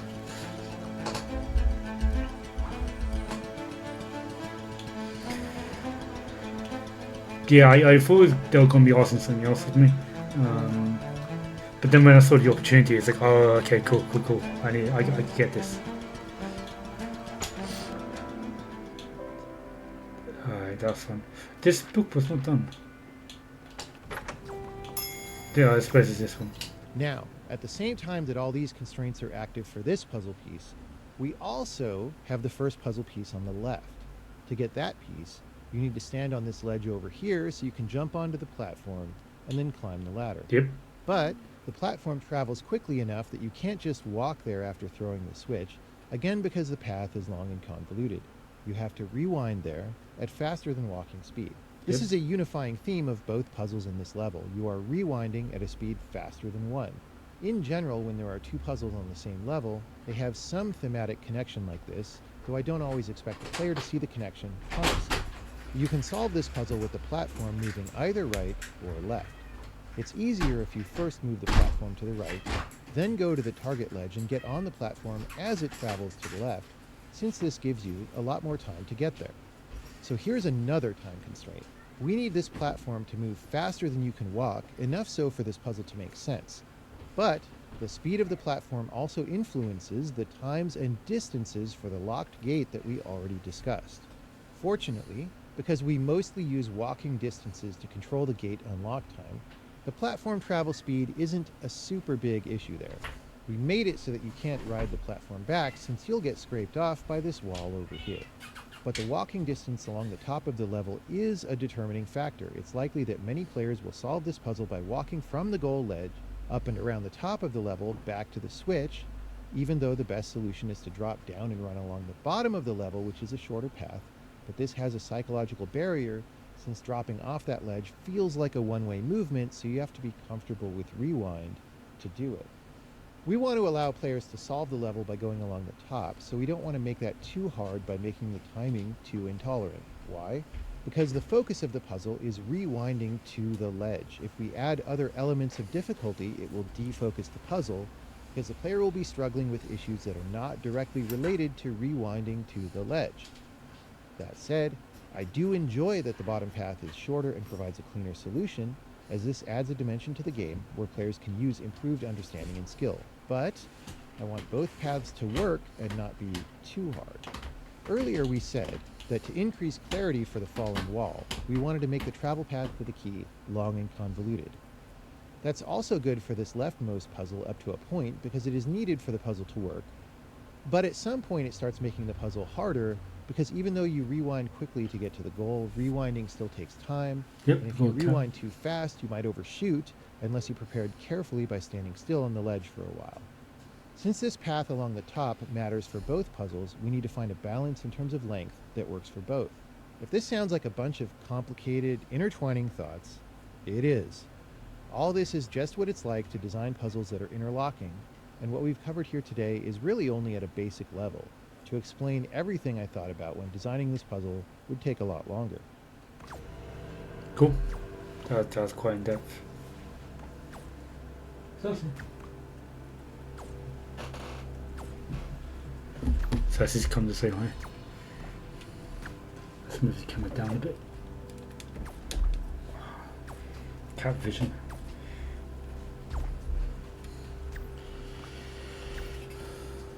Alright, cool. So let's continue.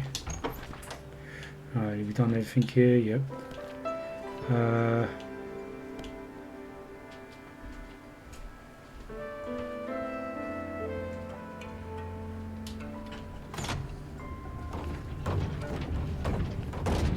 Motherfucker.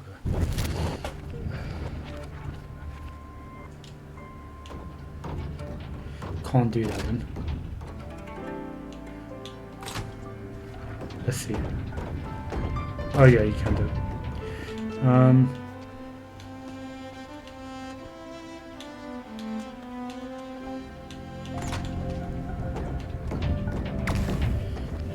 Is that doable?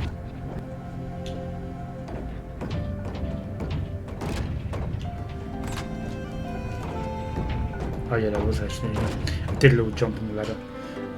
Y tolerances on the Y level. Did we do that book? Yeah, we've done that book. We haven't done this though. What makes some puzzles good and other puzzles bad? I refined my views on this topic extensively after Braid was finished, so what I'll say here isn't fully demonstrated inside Braid, but Braid shows you an early stage in the development of this style of design. A puzzle works well when you as the player have a clear goal. You know what you're trying to do, generally, and it just seems non-obvious how to accomplish that goal. You think about this and that for a while trying to solve the puzzle, and you aren't flailing around trying random ideas, but instead you have a good sense of what's relevant and what's not, so you're able to make forward progress over time. In the most tangible case, you can make forward progress in your spatial position on the level, but if not, at least you're making progress in your mind. The to-do list of things to figure out is getting checked off. And when you get to the idea that's key to the solution, before you even try that idea, you know it's right, or at least you know that it's highly relevant. The mental process is crisp. Most designers just think of puzzle games as a series of difficulty challenges and don't care about the actual ideas so much. But I don't think that leads to compelling puzzles. To me, the idea behind a puzzle is a piece of nonverbal communication that, when received by the player, can be surprising and delightful, and receiving a stream of continuous elaborated ideas can be one of the primary reasons that you would play a game. Because of this, I think it's best when the physical act of solving a puzzle is not so hard once you have the right idea. If you have to keep trying to execute the idea over and over, say you keep missing super difficult jumps, this can be anticlimactic because you had this beautiful moment where you realized the idea, but that realization was not yet acknowledged by the game, because the way the game acknowledges your idea is when you win the level. But instead you're doing a bunch of frustrating, grindy jump attempts, or performing a bunch of routine object manipulations, which is really not the good part of the puzzle.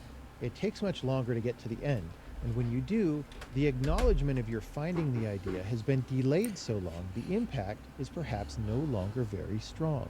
The emotional tenor of the level has changed. Maybe you don't even remember how nice the idea was anymore, you just remember how annoying that jump was. That's if you even get to the idea. But difficulty in execution can dilute understanding of the puzzle and of the game as a whole because it introduces confusion that makes the ideas harder to see. Lastly, if the overall difficulty level makes it slower to proceed through individual puzzles, this affects pacing of the game as a whole. You could be giving players a dense experience where they see delightful ideas one after the other every 15 minutes maybe, but if instead they only see one nice idea every 2 hours, and this idea is tinged with the agony of difficult execution, the game will feel very different, much slower, much less meaty. That said, if puzzles are too easy, they easily go unappreciated. The mental effort required to solve the puzzle is very helpful in that it causes the player to turn the ideas over in his mind, to really look at them from all angles. But since games reward material progress, that's what players are pushing for.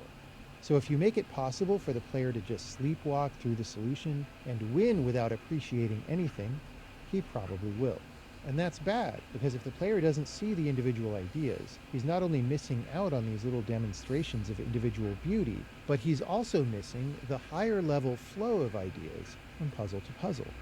These days, when I make puzzle games, I like to orchestrate the flow of ideas into longer paragraphs or constellations so that the player can see and appreciate the relationships between the ideas. Braid is not so deliberate about this because I was just learning, but later games lean heavily on this higher level idea flow.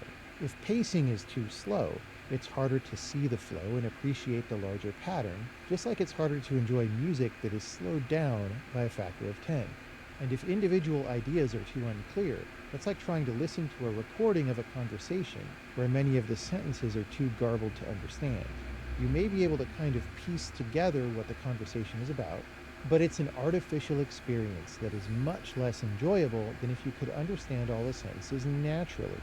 So to recap, in general, and there are exceptions, for a game like this, a good puzzle is probably not super easy and obvious, but also on average not brutally hard.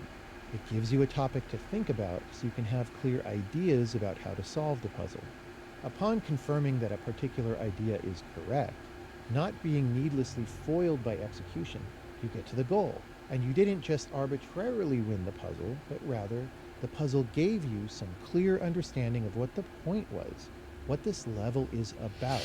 And this idea weaves into the tapestry of the game's ideas as a whole. And this increase in your appreciation helps give you a sublime feeling. Bad puzzles, then, are puzzles that don't achieve these objectives. You start the level, and you don't really know what the goal is exactly. You're just muddling through, trying random things. Maybe you can't see what's in the level clearly, or only a small part of the level is visible at once, so you can't clearly think about it, or there are too many steps to think about, and you just get lost. Maybe you're trying random things and hoping for success, trying to brute force your way through puzzles, and when you finally do the thing that the game wanted, that winning action felt arbitrary or random or tedious. Maybe you even solved the puzzle by mistake. The puzzle feels like a waste of time. Maybe you just feel tired at the end. Lots of puzzle games are like this. As designers, we have the high-level goal to pick basic parameters of our game to support the creation of good puzzles and avoid situations that generate bad puzzles. Cool. Gap widths. Did we do this one? The idea for this level, Yeah. the idea for this level is that you need to bounce off of this.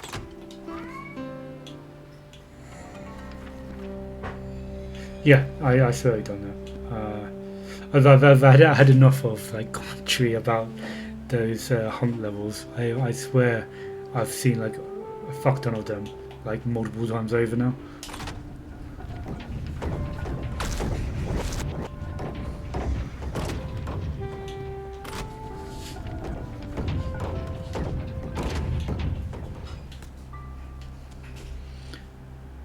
We haven't got that one. Oh no, we do.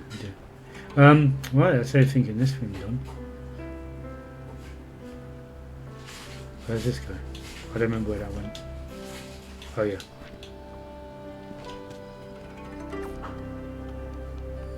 Alright, let's get out of here.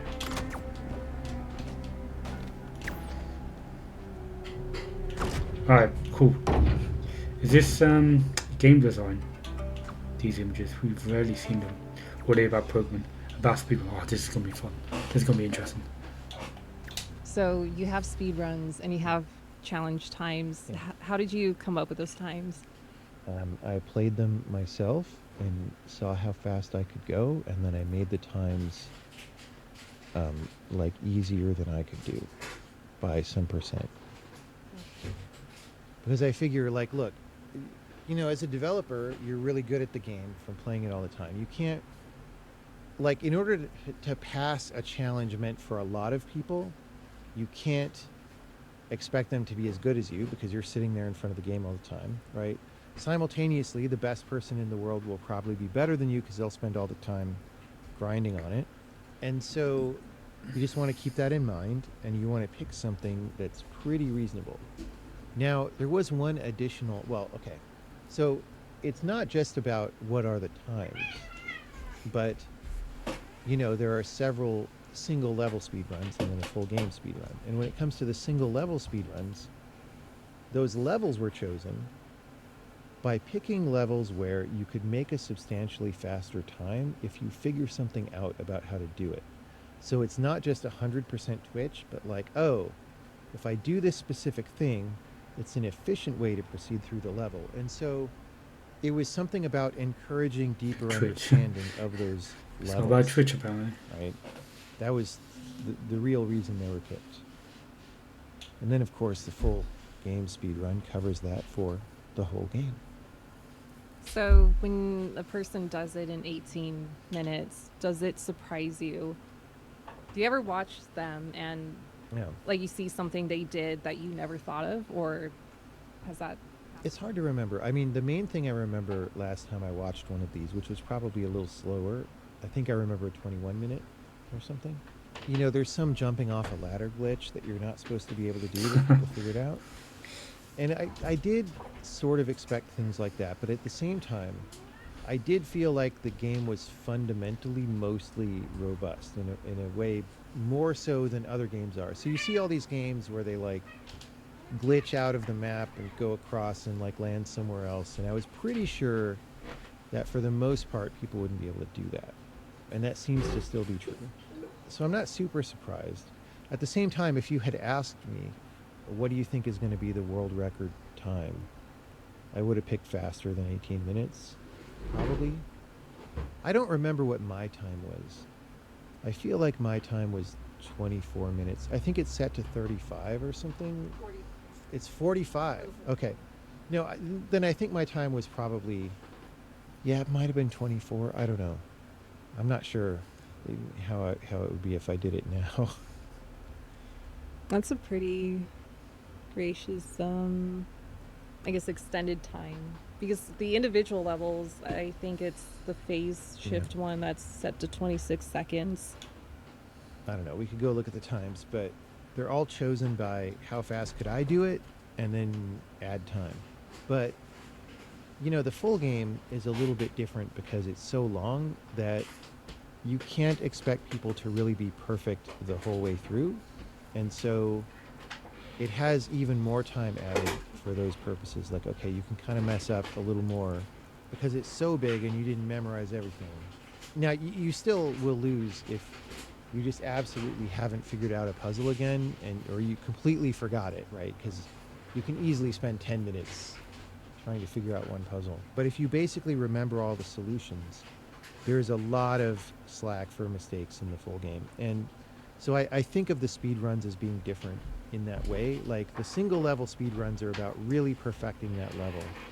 And the full game speed run is more like, do you have a comprehensive understanding of the game such that you can make it in this time?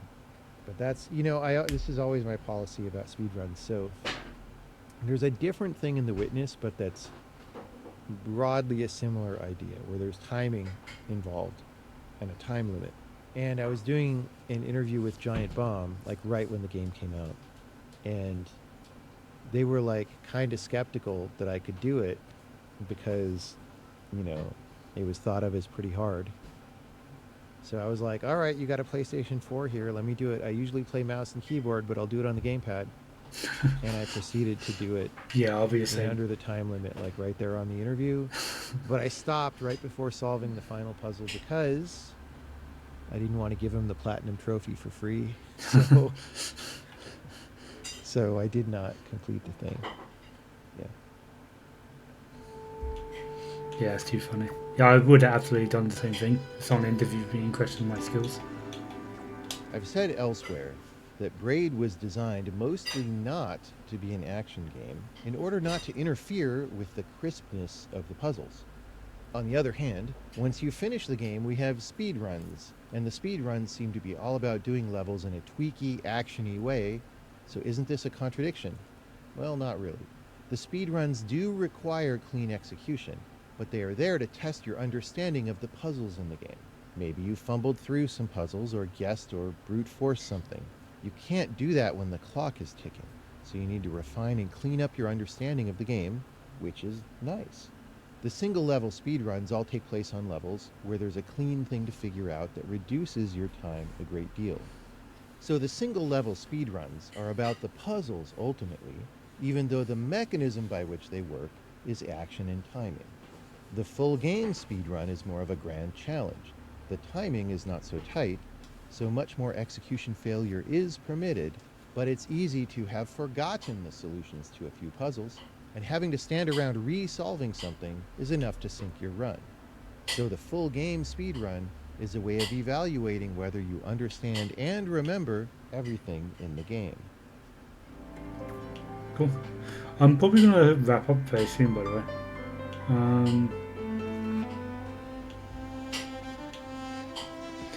So I'm thinking about doing everything up to that puzzle. So like maybe in the next 10 minutes. So yeah.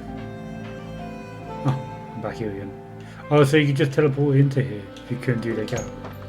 No, don't go there.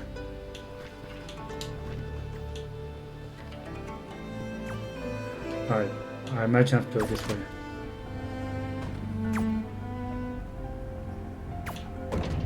Up.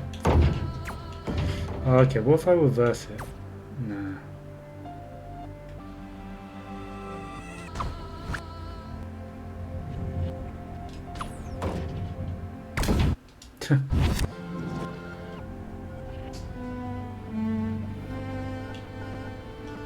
Cool. I've got an idea.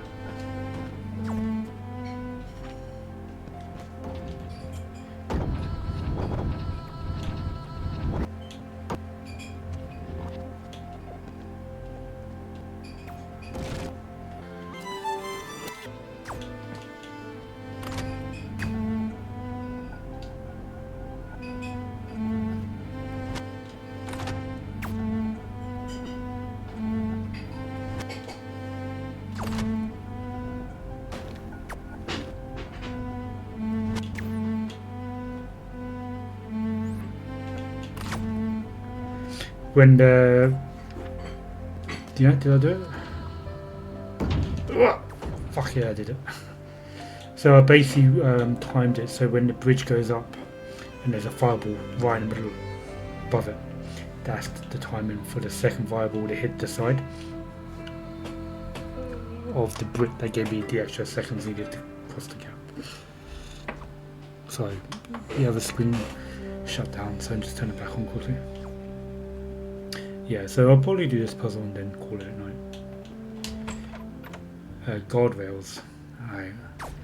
What crazy puzzle have they got for me this time? Alright.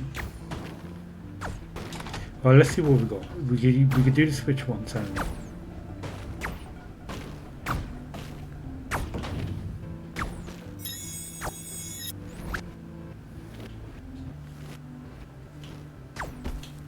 Yeah, that seemed like the solution. Interesting. Ah, damn it. Well, let's see this one through.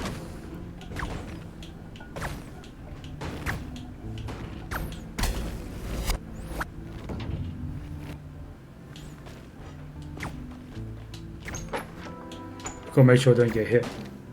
That's the primary goal. I suppose I don't need to go through just yet. There. And there.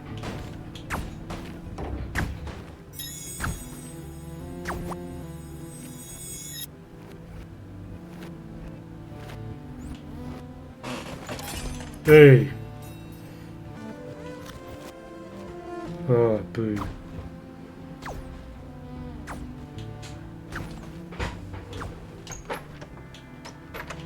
Alright.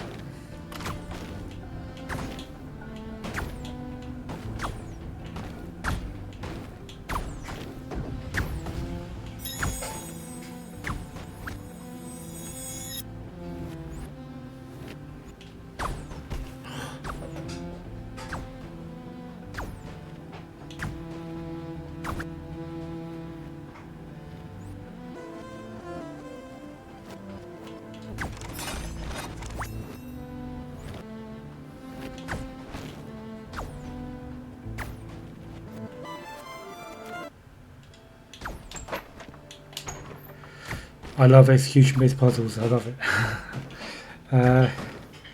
Yeah. Do you think that's the solution? Well, I suppose you know what the solution is. Do I have the solution and just executing it badly?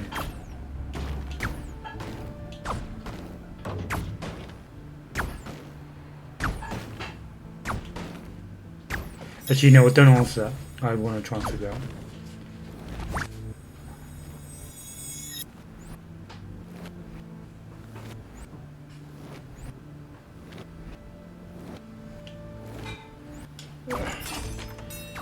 I have no idea. It looks like it could be done though. Yeah, I can't think of any other solution. There's an intentional gap here as well. I can stand on the edge here.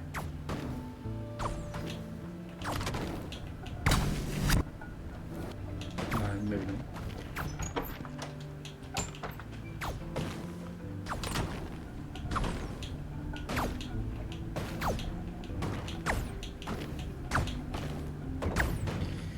Is there something about...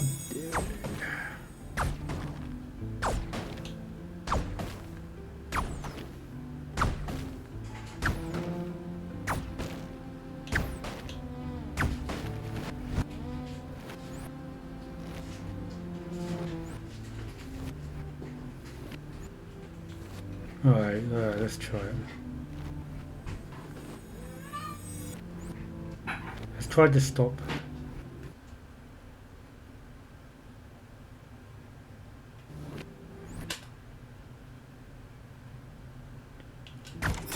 Yes.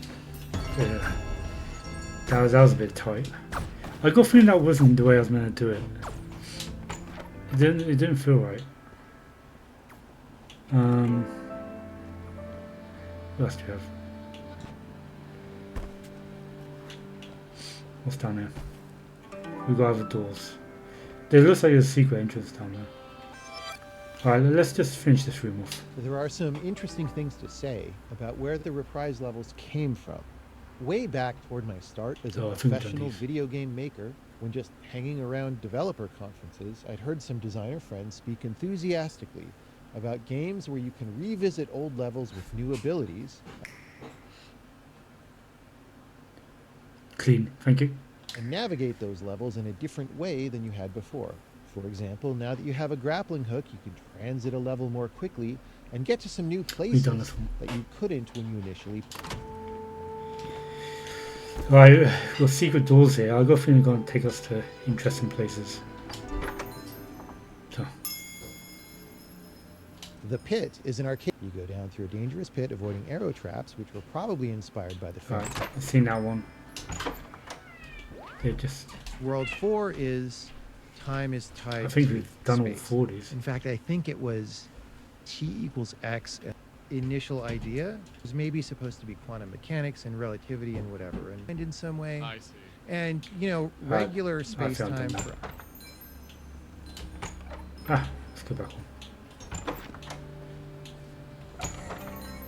What about the things that did work? Like, how did we end up getting to, like, World 5, for example, or the final world, or whatever? well, again, starting with these principles of it was a physics game, but now it's a rewind game. Okay, what can we do? Like the physics informs what kind of rewind things we could think about. And so, hey, there's this whole quantum mechanics thing. There's, for example, this whole many worlds interpretation of quantum happen differently in framework that we have. And it's like, well, it's a game where you rewind. Yeah, done this. And once you think of that, We must have done this one as well. and then World 6 again came from the out generate. It's like actually be. Cool. Yeah, I'm just going to say that's done. I'd definitely like to go back through all these and see if we can find any secrets. So it feels like there's secrets here. Don't anything down there.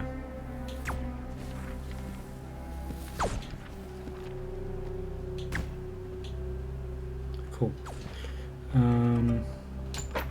So we've done special topics. Oh, we've done all the design. I think we've done all the design. That would be a really good place to leave it then. Let's just clean up the puzzle here.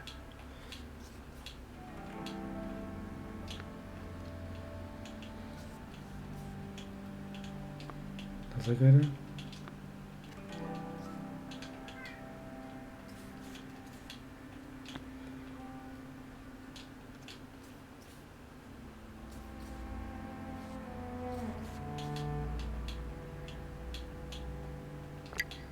Alright, that one goes there. So this one doesn't go here. It might go in the top corner maybe. That's a part of his. Ah, that one was actually in the bottom corner. And that one goes here. Cool. So this is either top left or top right. No, it's not top right. It must be that corner. So we got 1, 2, 3, 4, 5, 6, 7, 8. 8 pieces. We've got 1, 2, 3, 4, 5, 6, 7, 8. 8 more pieces left to go. Cool. Don't forget the rest of Cassie next time. Oh yeah. Let's just look at that. Yeah. Yeah, actually. You know what? Thank you, Rusted, for joining me. You know what? I'll give this a quick look now. Before I finish up, if it's going to take a while, then I'll leave it.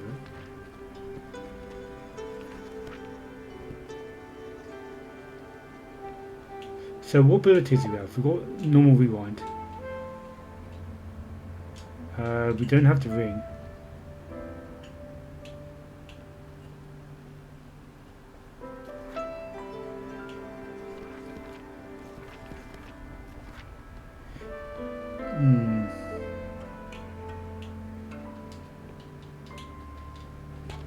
That's quite tricky. Get the guy down and bounce on them and go into one. If you get one of these guys to go down. Oh, this is a cool puzzle.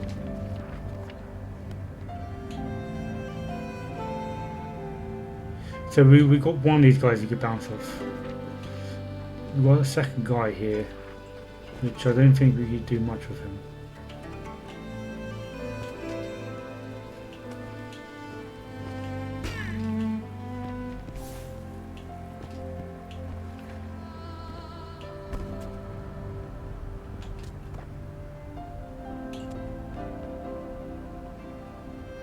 Oh, actually, yeah, maybe I've got an idea.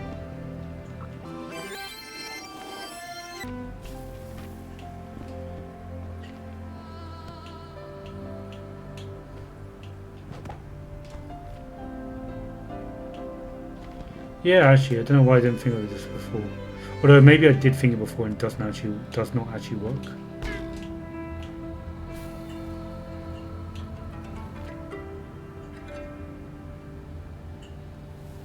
Ah, we use the stop mechanic. Wait, you can actually just jump up there. Wait, I'm warm on that. I just thought you can do that. Fine. This is actually a lot easier than I expected. Oh, okay. Okay. The stars. Well, I think we're gonna have to be on stream for a little bit longer until we do all these. It can't make sense to finish this off. Thanks, Rectum, for I'm having a telling me to come little back here. bit of a hard time understanding I actually thought the puzzle was gonna be a hell of a lot harder than it actually was. why you described the star puzzles as hard rather than obscure, because to me, like, I don't know that I would necessarily say they were hard in the way that a difficult programming problem is hard. Well, Like, okay. when you don't even know that something is there, I wouldn't necessarily say that was hard. But they're both. Okay. So on the one hand, they are obscure. You don't even know where they are. You don't know they exist until you find one. Yeah. Some of them are not strictly harder than some puzzles in the game, but other ones very much are. Other ones are very much about going into this territory that I spoke about avoiding before, of having puzzles be relatively longer sequences of things that you have to do. Some of these are like that. So for example, on the level called elevator action. Okay, just pause it there. And just go and jump over here and see if there's anything of interest. Nope. Good thing about this is you can always go back. The elevator action star. On the level called elevator action, the entryway that you get to know about the star is a little messy. It's messy enough that I wouldn't have put that in the main game, in that, like, there's just a little bit of dexterity and like doing some rewind stuff that has a narrow time window to achieve and has to be executed a little bit precisely. Yeah, And it's always then been quite tricky. that gives you the opportunity to try to get the star. And then the thing that you have to do to get the star is like a little bit grindy in the sense that you probably die a lot and mess up a lot. And even figuring out exactly what to do is Oh, you could just less do all that. crisp than elsewhere in the game, That was a lot and easier all these things, right? than what I did. Another one that I'm thinking of This one was on this hard. level called Fickle Companion. I actually had to look this one World up. 4. It's just very explicitly a longer sequence of things that you have to do to get to where the star is. And that was intentional. It was like, okay, because these are secret and because these are things that dogged players are going to find, they can be a little more messy. They can be a little bit harder. I can play around with that. And it'll also be what makes them feel different from the rest of the game, right? If you have secret puzzles, but they're like the same as the non-secret puzzles, you know, it's a little bit interesting because they were secret, you had to find them, but it's the same kind of thing. Whereas if they're a little bit different, if they're doing things that are a little bit absurd, so one of the most famous star puzzle. Is he going to be talking about the bridge that took an hour to move? Yeah. Whereas if they're a little bit different, if they're doing things that are a little bit absurd, so one of the most famous star puzzle, right, that people love to complain about. I'm sure I know what this one is. It's the one where you have to ride on a cloud for an hour and a half. Actually, no, that's not correct. I've read this one already, actually. You have to wait for a cloud for 45 Yeah, I've done this in minutes the to last get to stream, where if you you want to can check it. jump on it, and then you have to ride it for Done that one.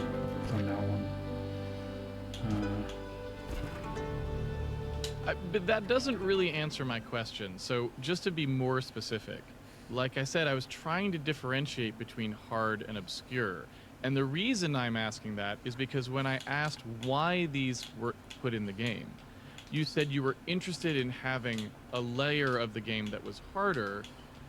While I can Okay. make up No, answers I understand the question. I can imagine answers to this question, but I want to hear your actual answer, which is, it seems like you also wanted obscurity to be part of it, not just difficulty, because those are different things. Well, here's what I will say: like more challenging and difficult to achieve the full secret thing, like getting all of them, was part of the picture from the beginning, right? Which may or may not mean that any specific puzzle is way hard or not, right? So the cloud one isn't that hard, although you do have to figure something out that's kind of subtle with it. That also, by the way, is pretty tweaky in a way that I wouldn't do. Like even getting on the cloud is a thing that how it works, I just wouldn't consider acceptable for a regular puzzle in the game.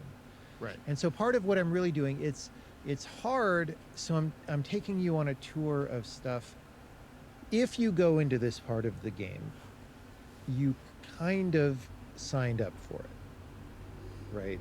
You signed up for something a little bit outside the normal part of the game. And this is where, so sometimes people give hate for this part of the game on the internet or whatever, but it's almost never people who actually found it, right? It's oh, I went on the YouTube video that tells me how to get the stars and it's a pain in the butt. Yeah. And so your game sucks or whatever, right? Right. It doesn't work, right? Yeah. Whereas if you find this piece of magic and then you're like, oh my God, where are the other things and how do I do this?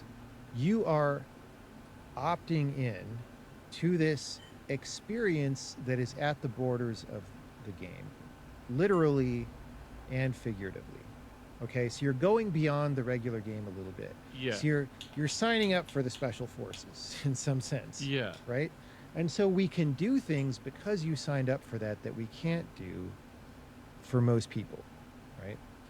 And maybe you're interested in things because you're a little more of a gamer that most people are not interested in. So one dimension of that is harder. But another dimension of that is maybe it's a little more difficult to see the point, which is a different kind of difficulty. It's interpretive difficulty rather than execution difficulty, right? And maybe another one is just, with the long cloud thing, it's like being a little bit more absurd in a way that, like if that were the first puzzle in the game that everybody had to play, nobody would get to the second puzzle in the game, right? But at the end, for people who signed up for it, it's better. And it also just has natural properties that are good, like the fact that there's a cloud sitting there is a big mystery, and the fact that there's a callback to it only understood by some small percentage of people who get through it is pretty cool. It's pretty interesting. So there's some picture like that, right? So interesting. When I said harder, it's sort of two different things. It's that the experience itself is more difficult, and I don't expect most people to finish even if they start, but it is also that it's okay for individual puzzles to be harder. Those are correlated, but they're different things. But it also doesn't mean it's necessary for them to be harder. Yeah, all right, cool. Excellent. So if I may mine the answer to my question out of that answer, I don't know what else to which say is about still this, an man. answer to a different question. I I don't think get you it. did answer the question inside there. Okay. I just want to make sure that I'm right Okay. about the answer. You said you discover this thing and it's kind of a little magic. It's like, oh, there's this other thing I didn't know about that was in the game. I take it that's really the answer to my question about why obscurity. The answer is because you could have had a door that's like hardcore Space Marines go through the hardcore Space Marine door and nobody else go through there, right? Yes. And that would be another way to have it, right? If you do that, yeah, it seems more like part of the main game, right? It's like, well, this Yeah. is advanced. It says it's advanced, yeah, but it's here. So if I'm really good, right, I should go through the door. right. And it's more part of the normal play experience. So hiding it makes it more exceptional and more extra and more like you don't really have to do this to have a complete experience with Okay. the game as a civilian. Okay, so it's less about, well, it might be partially about making it feel magical to find, but also maybe it's a little bit The Last Starfighter, You've created these secret stars Yeah. to find the players who would want to engage with the stars, Yes. if you will. That is not a bad way. I haven't seen it. Okay. Or similarly, but differently. Like, I didn't realize it was about a computer what's game. the closest thing to an actual good secret society that you could have? Yeah, yeah, Right? yeah. It's not like you put a big billboard in the center of town, like, come do our Yes. wacky rituals in the room, or Right. whatever. Right? Yeah. But something like this is like, oh, everybody who knows. I mean, ignoring for a fact that we're unfortunately in this world with YouTube and all that, where Right. you can go and spoil it. For So now yourself. everyone knows, but Well, Yeah, just watch my surprisingly videos. though, not really, Right, because you know, there's a lot of things on YouTube, right? Right, right. But yes, for the if you- first 48 hours, those people. Yeah. or I mean, even now, if somebody picks up the game and plays it, they're unlikely to know about this unless they listened explicitly to something that spoiled them on it. Right. So it's still intact, I think, the possibility. And Right. even back then, you know, the internet was not exactly what it is today, but the internet was wide. The game was distributed internet only. So this Yeah. was known to be a property of the internet at release. And Yep. it was just like, okay, I'm still going to do the best that I can do within that constraint. Cool. Going down. Mod there. Over here.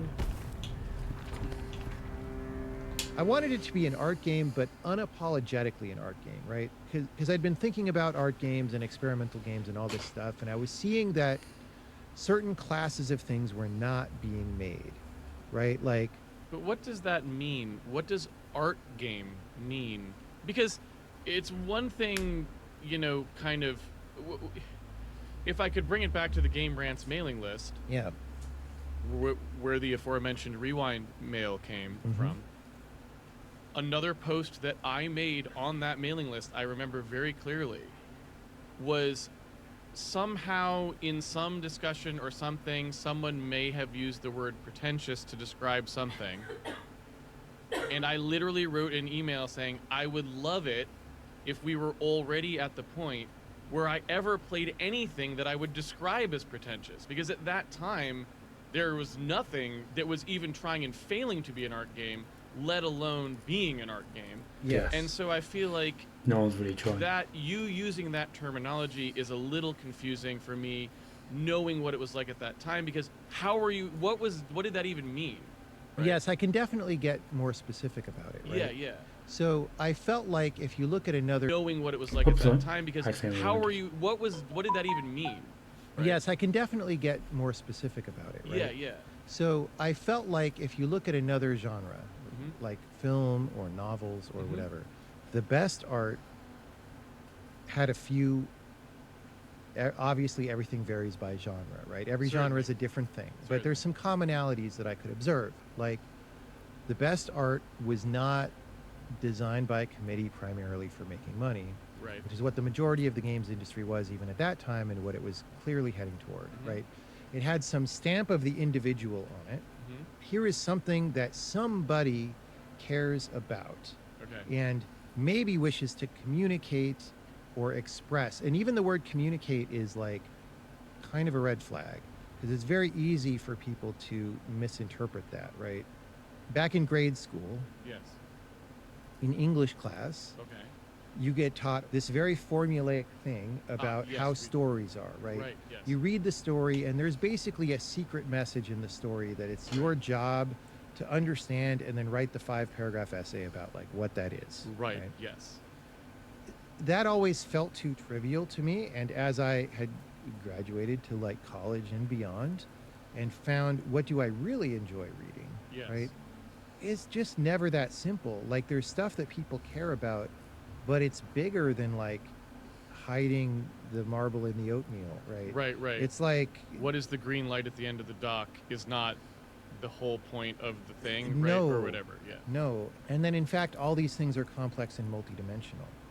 And I also saw that people were not really trying to even do that in games. Like, Right, where is right. the complex multidimensional meaning in games? Right. And even subtext for and people stuff. who were making independent games, there was this struggle to be polished, right? Right. Like you're in India, you're doing some stuff, it looks crappy. Right. You want people to play it and not think it sucks. So you're spending all this time trying to make the bitmaps look nice, like Right. Nintendo makes them or whatever. Right, right, yeah. And if you were that, imagine you're that as a person, Okay. and you go to like dinner parties or something, and you're always like, I am exerting effort in everything I say and every move I make at this dinner party to present the most refined picture of myself so that I look as good as possible and so that everybody likes me as much as possible. Okay. I mean, on the one hand, everybody does a little of that. Yeah. But on the other hand, that's kind of a psychopath or somebody who's never, that person is never going to become really good friends with anyone at the dinner party Okay. and like establish valuable relationships because they're not letting you see them. Okay. Right? And so there was some idea that all of this polish. So first of all, you're never going to compete with the AAA budgets. Even back then, Right. the Yeah. budgets were merely $20 or $30 million or Yes. whatever. Yes. Right? Right. Yeah. So you're not going to compete with that on polish. So what are you doing? And why, as an indie, you should be trying to, A, realize what you can't really do. So don't try and do that. But B, again, like with the EGW manifesto, realize what you are in a tactical position to do that the greater amount of money prevents those players from doing, right? I see. And that involves having a personal viewpoint. I see. It involves having things be imperfect. It involves like, Okay. this looks a little sloppy, but it's expressive in a way that you won't see out of things that are polished all to heck, right? That's very interesting. So in some sense, you are saying two things that are, it's the same conclusion, but from two totally different perspectives. One is that you would like there to be this kind of game because there is this kind of thing in other medium and there should be in this one. Yes. And the other is that actually this makes business sense. Like if you think of yourself as you're going to survive as an indie and make a bunch of games, if your whole thing is just like try to be as close to AAA as possible, you're kind of always probably going to fail to a certain extent. Yeah. Because it's just going to keep getting worse for you. So why not stake out a place they can't go?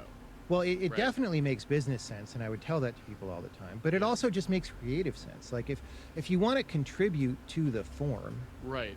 you can't do it by competing with AAA. Like that doesn't make sense. Right. But you can do it by going in a different direction that you are set up to succeed in. And so that's a case where creative incentives and financial incentives overlap, Yeah. which is actually a very valuable territory because that's the space in which artists can survive while having integrity, Right. which is something that our culture doesn't understand to this day. Right. Like you'll see all these people who say they're artists, but then they compromise what they're doing to make money, like Right. constantly. Right. Yes. And the idea here was like, I think I see a space where I can do something that some people will want to buy and play. Yeah. If they don't, great, I still made something cool. Right. But that I don't have to be compromising Right. to try and do that. Cool. How long are these going to be? The whole time since I got into the game industry, there was this ongoing discussion in the background, like, are games an art form, right? Yeah, I remember And there that. are lots of people who would say, oh, they totally are Right, because X, yeah. Y, and Z. But I would look at it and be like, you're telling me because of story or whatever, but the stories suck compared to movies and books, Yeah. at least the ones that I know. Yeah. So like, Well, Shadow of the Colossus. really? Yeah. And so there's this question for me is like, how are games a good art form?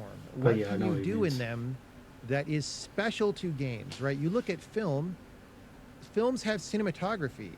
You don't have that in a stage play, right? Which is how film started, is just setting up a camera and filming a stage play, right? You don't really have cinematography in a book, although you maybe have something a little bit analogous to it, but it works and feels very differently, right? Yeah. And so, well, what about games? And people had their pat answer even back then. It's like, oh, it's the interactivity. Okay, but what about it, right? Right. Like if you start talking about cinematography, you can break that down into a ton of different techniques, Yeah. right? Some of which are so basic, they go in the script, right? Establishing shot is Right. in the script. Yes. what's the establishing shot of interactivity, right? What's Right. the, list out the 37 different things and tell me what they are, and nobody really had an answer for that. And Yeah. so I was interested, like, what is that? Can I make a contribution to that? Can I figure out what some of these things are? And I'm not sure to what degree Braid specifically did that. It probably did a little bit, but it's also like that's the territory I was trying to mine for EGW Right. and all this stuff. I was very deliberate, though, about this is an art game. That means it's expressive. That means the art style, whatever it is in the end, is not going to be very cookie cutter. It's not going to be a bunch of tiles that look the same. It's going to be like analog. It's going to be brush strokes from a paintbrush or something, because that in the medium of painting, what makes a painting, it's not just that like paint came out of a brush, right? It's that was used Yeah. in ways that took a good deal of skill and refinement to figure out, here are the things we can do with a paint coming out of a brush. And you can look at that example created by painters and see what they did. And there's a challenge again in games. Maybe we want to start using that. We're at a time when graphics are better. We can afford to do this. It doesn't have to be a bunch of little tiles yet. You see people maybe still doing a bunch of tiles. Okay, let's get some more expressivity in there. I don't want to copy painting, but I want to try and use that channel better. With audio, platformers typically had 1 minute, 2 minute long little repeating themes, because that's what would fit in memory on a Nintendo. And then people just copied that. And like, why don't I have a song that's more analog? It's just like it's sampled. I like cellos. Let's put some cellos in this game, right? Let's have them be longer and more complex, because we can, and because that's helps me build a feeling that is not the generic mascot platformer feeling, right? That's a thing that everybody was familiar with at the time. Oh, this is Ratchet over here, and then this game, what's the Insomniac, or that is Crash Ratchet. Bandicoot? Crash Bandicoot, whatever. Blinks the Time Sweeper is a mascot platformer with rewind that I think came out after I had started Braid, or maybe slightly before. I think it may have came out during Braid production, yeah. Certainly well before Braid was done. And all of these games are kind of trying to do the same thing. They're polished, they're designed by committee to make money by living in this aesthetic zone of the mascot platformer that is well understood, appeals to kids. Adults can still play it. You can sell toys based on the mascot, and you can make a franchise out of it. So walk away from all of those bullet points, and where do you end up, right? You can actually use those as points in space, and instead of an attractor field, put a repeller field on it, right? Just don't go anywhere near where that would be. Now, the problem is, without an attractor point somewhere, what that ends up being is repelling you arbitrarily out into space in all directions. So you have to have attractor points. But if those are my repeller points and I have other attractor points, personal, uses this idea of weird physics as an analog to human scale paradoxes of existence, based around the mechanic, has this inverse illustrated storybook. Like, all these ideas were things that I wanted to do, and so I had the things I wanted to do and the things I didn't want to do, and that together was enough. That still isn't a concrete game idea, but it was enough to create some field that I could navigate very easily. Right, the last one of the night, and then the puzzle, and we'll call it. Is Trinity at all a touch point here? Because when I said I wouldn't even know what art game was, and I said I wrote that Game Rants thing, I had never played Trinity. And I'm pretty sure that if I thought pretty hard about it, I really wouldn't find anything else. But that game does kind of stand out, and you have referenced it, so I'll quickly ask, is that at all in your mind on this one, or is that more a Witness thing later on? Like are you thinking of like, oh wait, no, I do know there was an art game once, a long, long time ago, Yeah. or something. Or did you kind of have forgotten about it at this point and it comes back up later? Well, no, I feel like there were several art games in the 80s. Oh, really? Well, Trinity was the one that meant the most to me. Like, it was my exemplar of an art game. Okay. Like, it can use fiction as a model Mm-hmm. for how to do this thing that you're talking about, Mm-hmm. of having things, realizations take place in your mind Mm-hmm. and not on the screen, right? So there are very well chosen things in that game, Mhm. just these elements around Mhm. the game, like what's in the world and what do you deal with and Mhm. under what circumstances, Mhm. right? And that's along the lines, like some of the meaning that is evident there is along the lines of the kind of thing that you would learn badly in English class or whatever, Mhm. but it's Mhm. like the better version of Mhm. it, right? Mhm. And the game never says, hey, did you get it? Right. By the way, Yeah. this thing means that. Yes. Firstly, Yes. I mean, I don't want to speak for him, but at least for two reasons, right?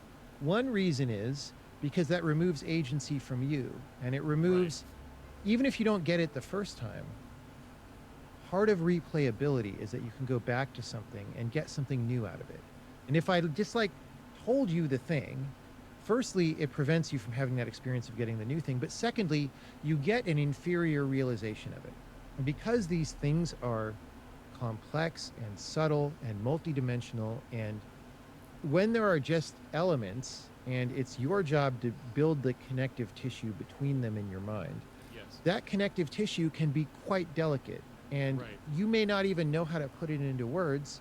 And in fact, the author may not know how to put it into words without Right. messing it up or making it more coarse or destroying it. Right. And that is really, there's this idea of fine art, right? And I Right. feel like that's part of fine art is it's not just skill, but there's something there that you can say, that it's not just that you're choosing to say it in this medium, it's that you couldn't say it not in the medium. Yes. And Trinity has that, and very few games have that. Yes. Yeah, and maybe all that's left to say about that is that I've had some picture the whole time, and I don't know if I realized this was directly from Trinity. I think I just knew that Trinity was this really good art game that I Yeah. enjoyed.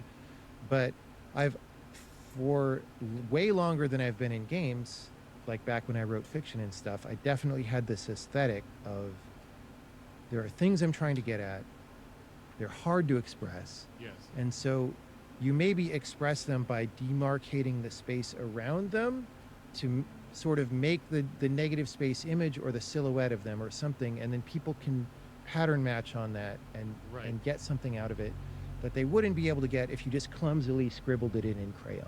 Right. Right. Right. I am not a practitioner of Zen, but there's a Zen parable.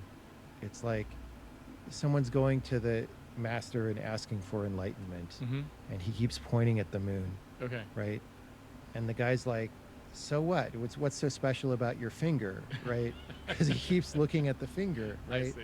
Where the job of the finger is to indicate something far away, I see. right? And the less of a finger you put, the less likely somebody is gonna like fixate on that. On the finger. Okay. Now that said, the atomic bomb stuff in Braid is a very Yes. strong signal that many people fixate on. And Yeah. had I realized how strong that fixation would be, I might have tuned it differently. Yeah. But nevertheless, for my first big, like, trying to be an art game, right? All these previous projects we talked about were not trying to be this kind of art. Right. And it's interesting that it took me a while to get there, but when I get there, I already knew what I was doing. So Yeah.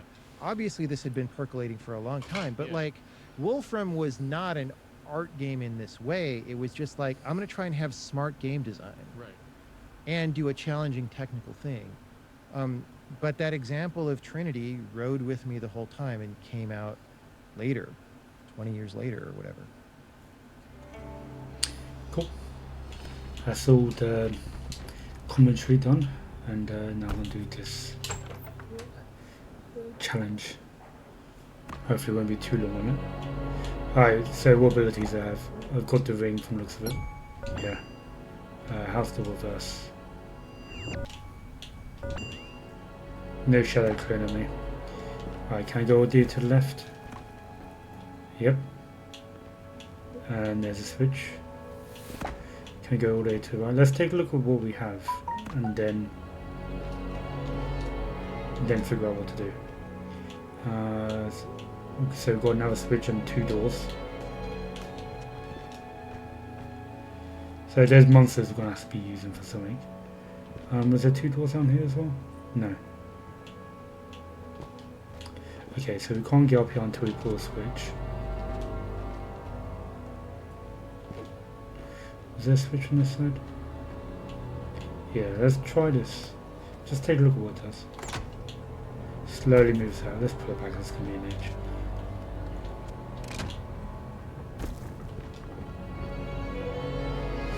I wonder if they activate that one as well. Let's go down.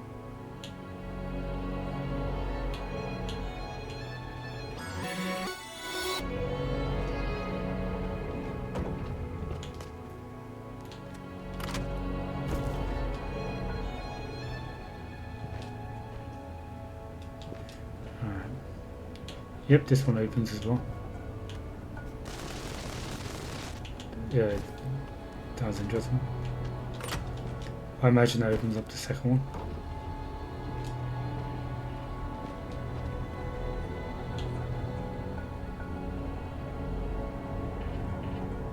Very slowly.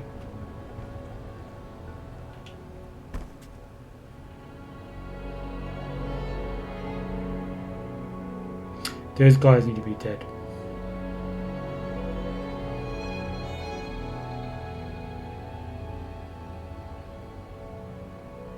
I can't get through until they're all dead.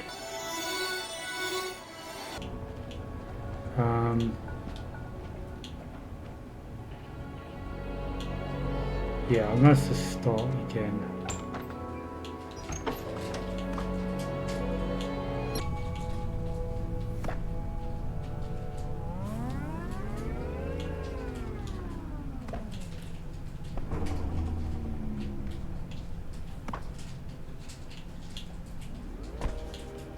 Too late.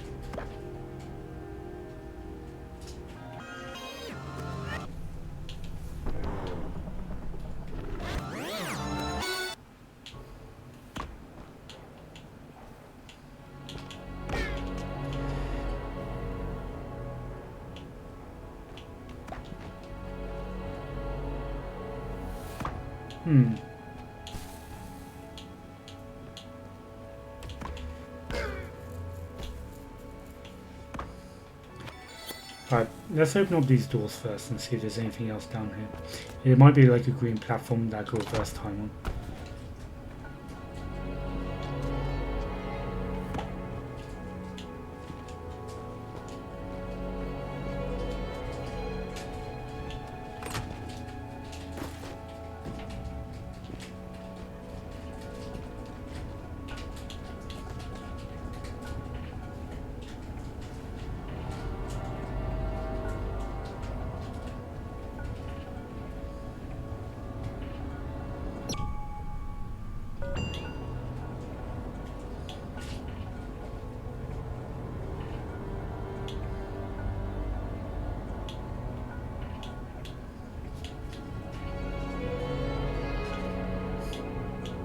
It's a bit glitchy there. At least looks it.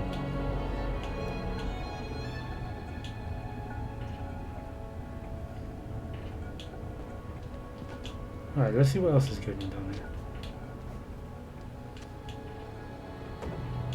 Yeah, there's actually nothing else.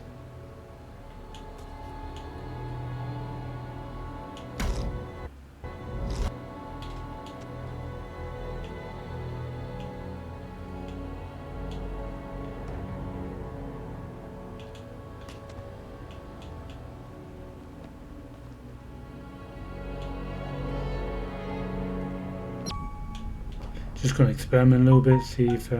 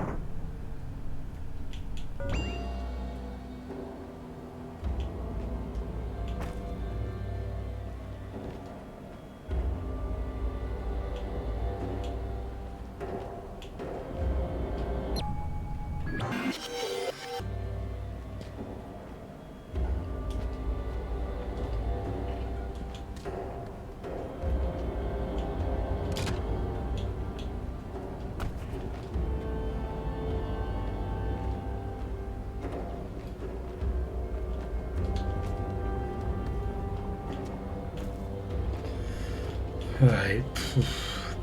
Party room, yeah. Yeah, there's definitely a party going on. I need to break up the party like the police. I need to make these guys go super slow.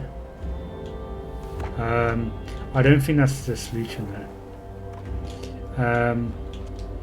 Because if it was just to make them go slow, then why bother having a ledge there to block both doors open?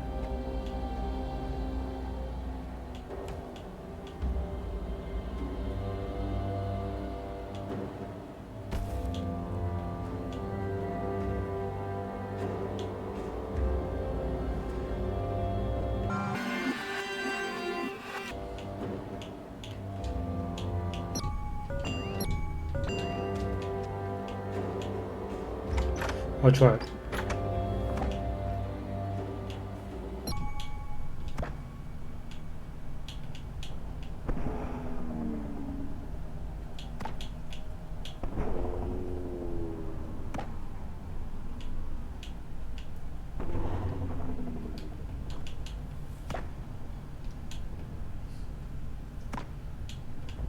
Do I have it? Yep.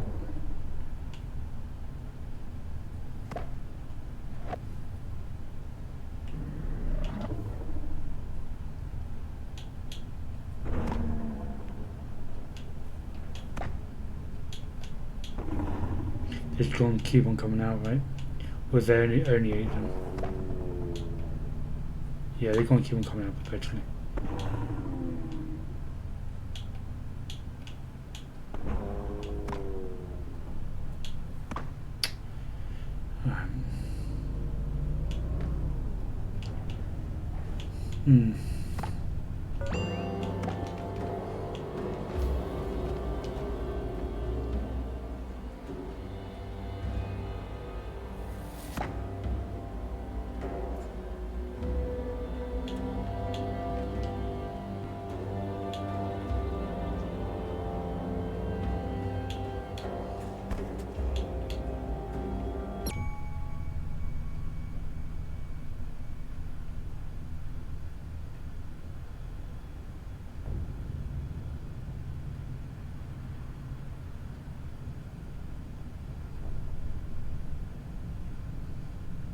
Are they all syncing up?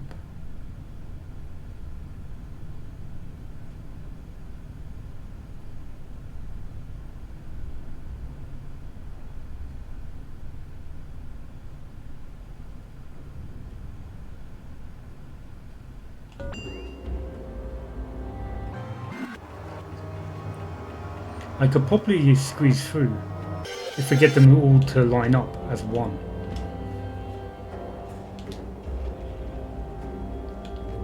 Right, I've got an idea.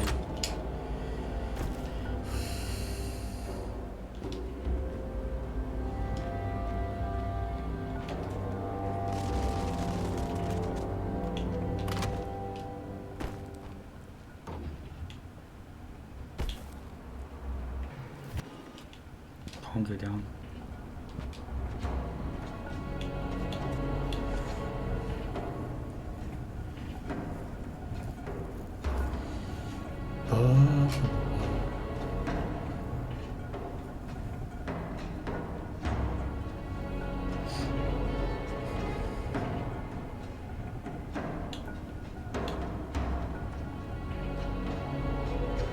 Did they have to make it this slow?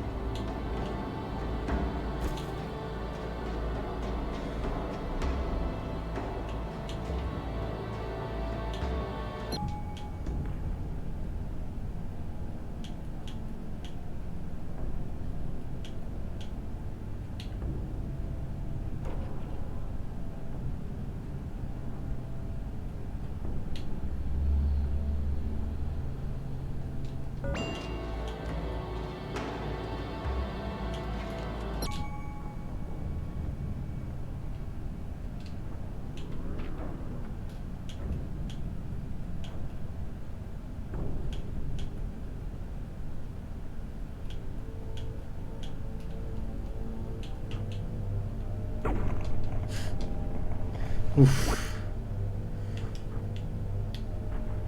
Is there any way of getting to the left of one?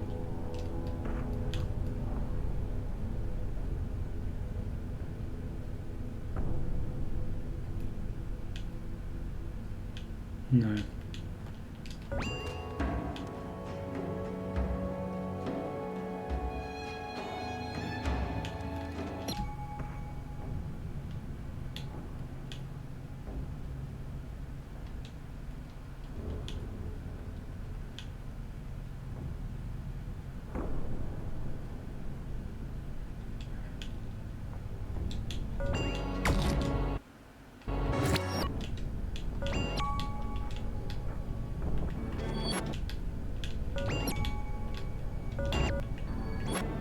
I thought I might be able to put it in that little tunnel.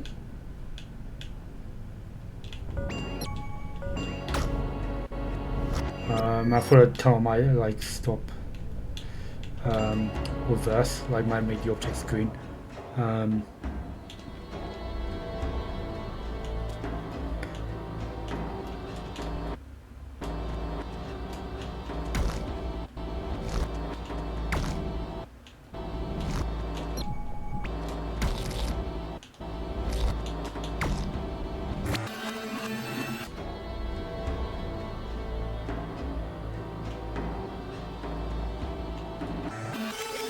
Alright, let's get out. Actually, let's quickly do that. I've got to stop them from coming in.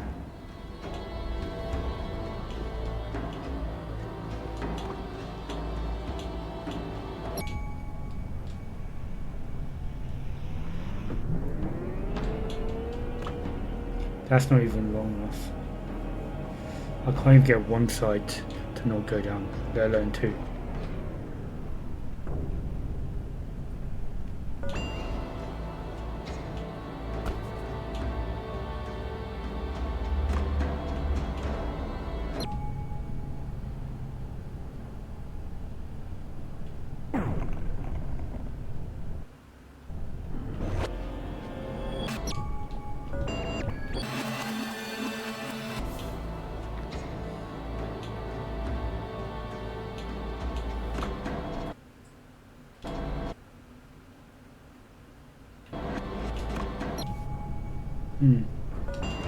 What about here?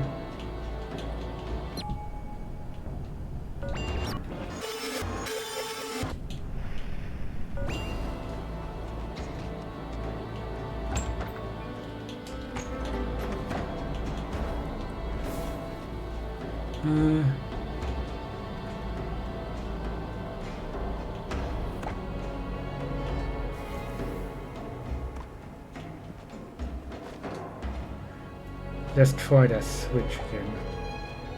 So if this switch makes that block to the left go to the left, if I turn it back this way, will it keep on flying to the right? Or will it stop? It keeps on going.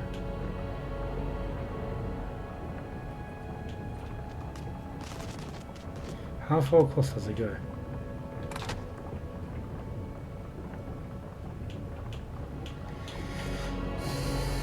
It's another waiting puzzle. So there's a lead, I've got a lead, a very slow lead.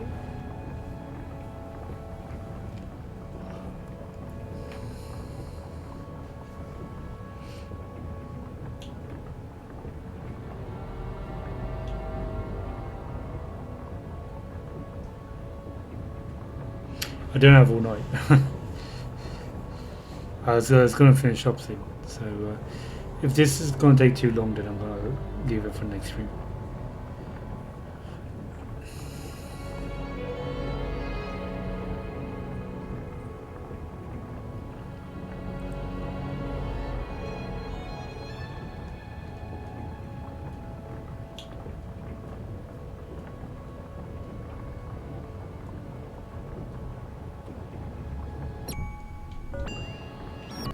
Actually, very quickly.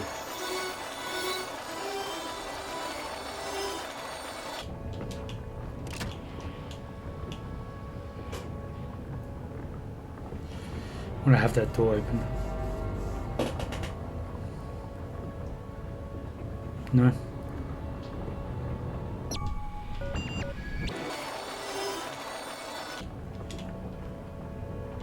Yeah, is that way? Was it? Alright, cool. We have to wait even longer. Sorry about this, guys. Anyone got anything entertaining to tell me? Or want to ask me any questions?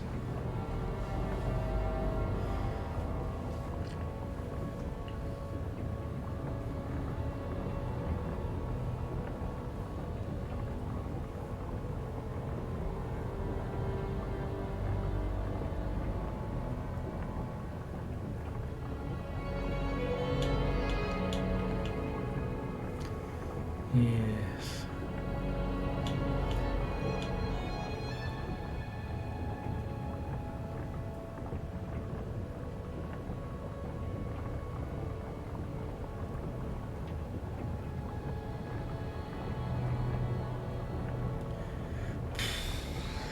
This is long.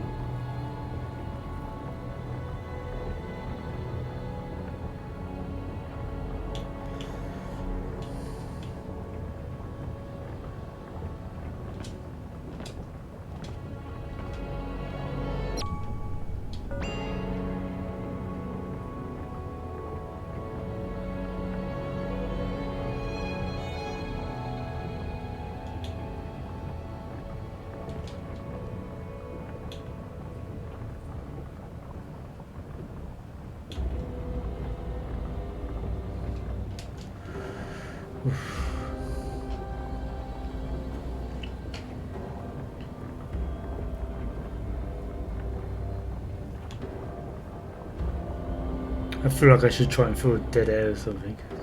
Say an antidote or some kind. Yeah, so I mentioned before, Braid is like on my list of like top 5 greatest games of all time. My personal favorite games of all time.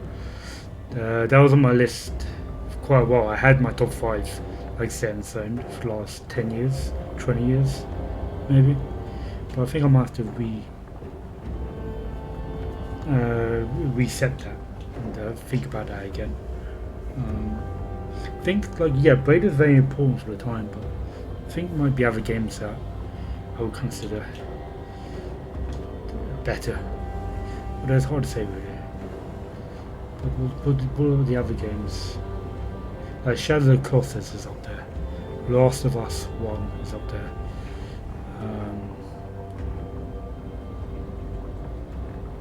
Yeah, I can't remember what else is on my list now actually. But is Braid still up on that list? Is it still in the top 5? I'm not sure.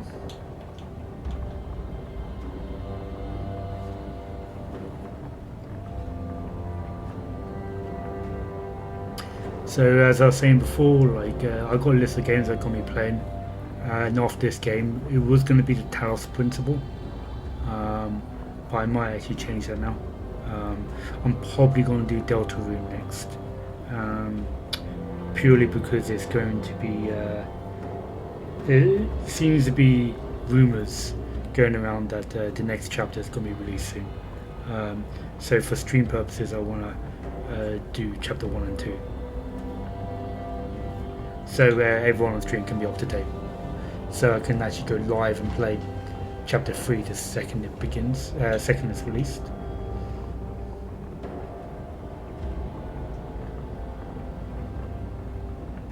Is this actually going to do anything?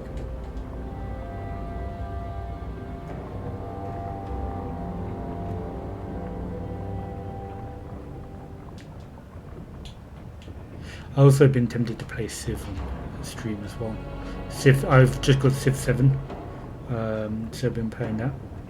It's not too bad actually. Like everyone's complaining about online with the UI and stuff like that, but I'm enjoying it. I've also heard like the AI is terrible. So I'm playing on like easy, not easy, the default setting, which I would consider easy. So I have not any problems with the AI, but it's because it's an easy setting.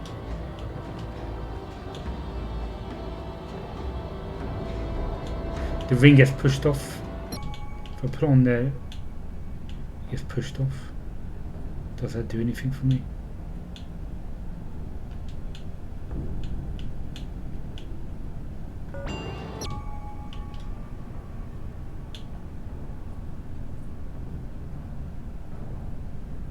Is it glitching in?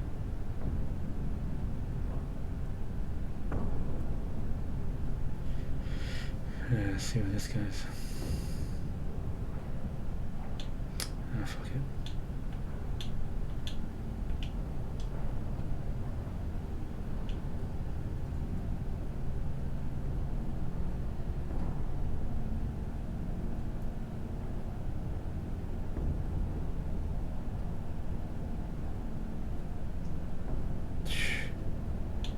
Gonna be even slower. Could I like replicate this kind of action down one floor and put the ring on these?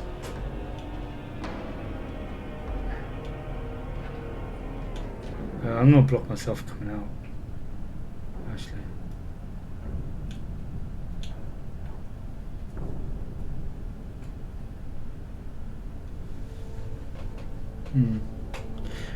I think I'm gonna leave this puzzle for tonight.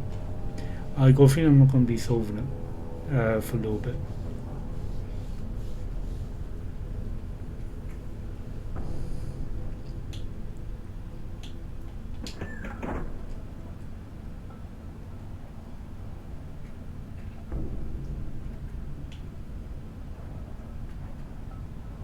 Oh, let's get backwards.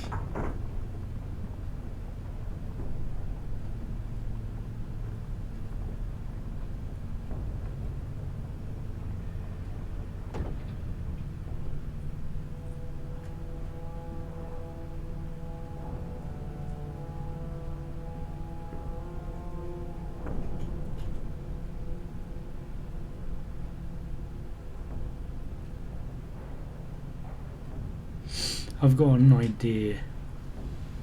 It's like beginnings of an idea. It's hard to have just one top list of every game, since games are so different. A game I absolutely love for many aspects wouldn't necessarily be the game I bring to a tiny island to replay forever. Yeah, that's a very good point.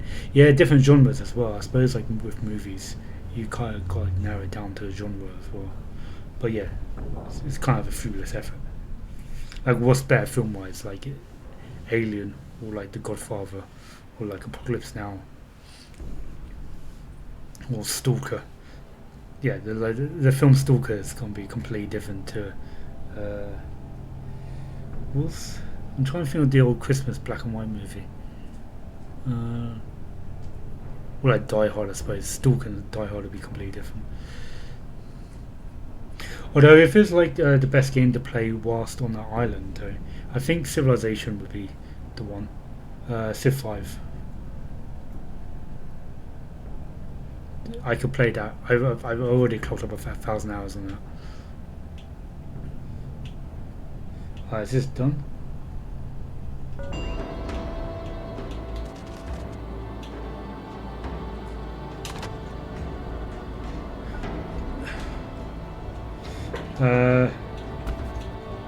Alright.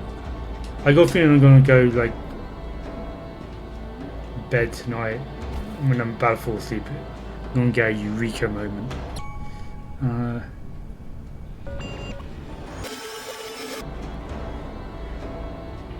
So that doesn't push the ring off. Like in other levels, the ring gets pushed off the ledge. I was thinking if I had that bridge hover above me, maybe get it pushed off so it falls down. Can I get the ring pushed?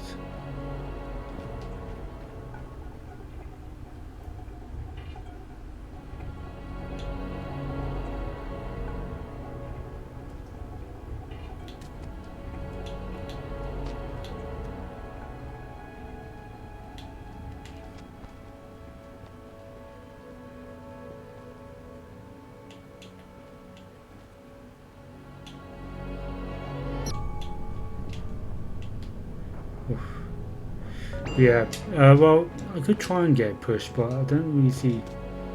what benefit that would be.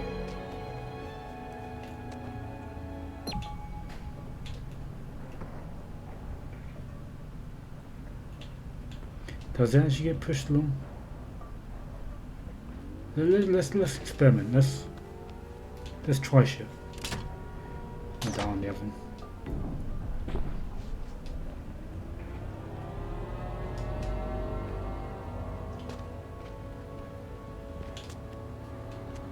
Can you get in there?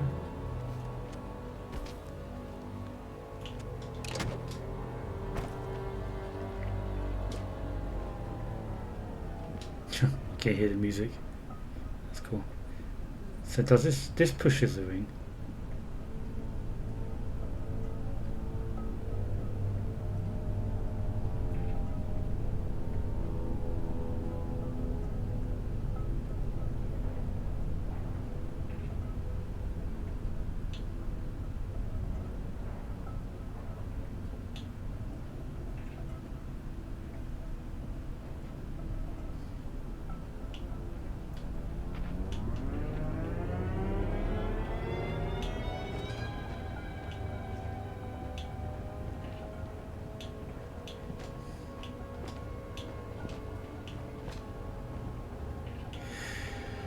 Maybe for one time that doesn't help my situation. Maybe I need to push the ring off whilst constantly killing the bad guys. Whilst killing the bad guys, I can still wait for the ring to be.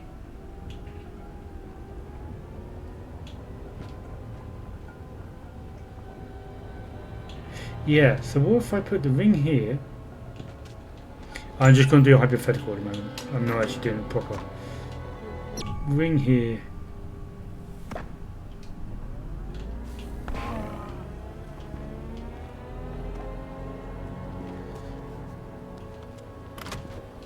Start that switch so I can kill the next one.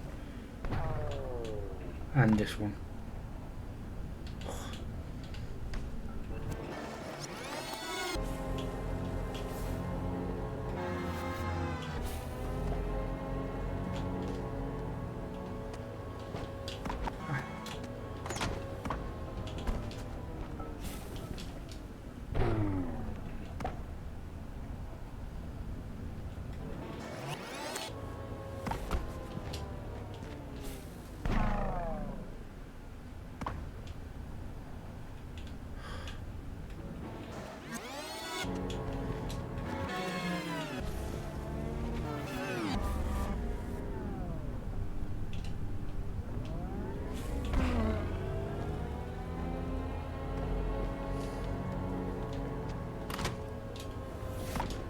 Ah.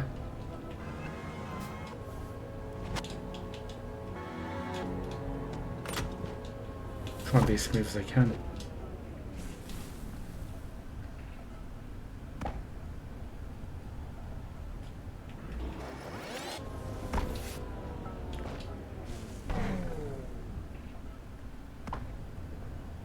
Oh, I can't get that going.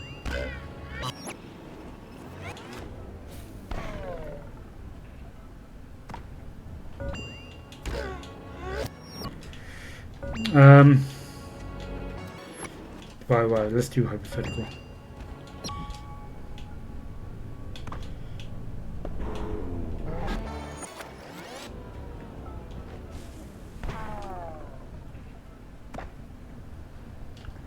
Then come over this side. Right, this is not gonna work out. I think I could keep on killing people. Whilst this is here.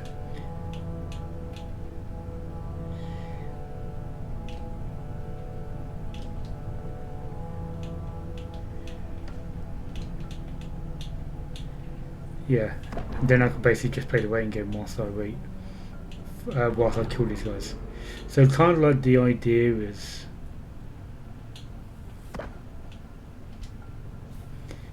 keep on killing them until all doors are open. And then run down with this thing here and try and get through. Maybe I can kill them all before. Yeah. Kill them all and get down there before they actually come back at me. Yeah, that might be it. I'm not going to do it, I'm just basically doing a hypothetical.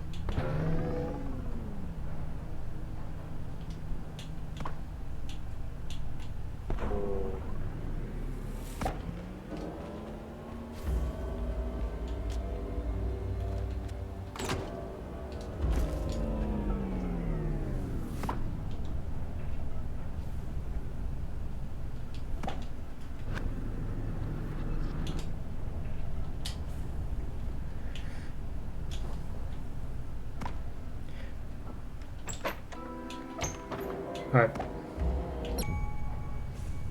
Let's try the ring there. Then we can kill that one. Actually, we can kill that one as well.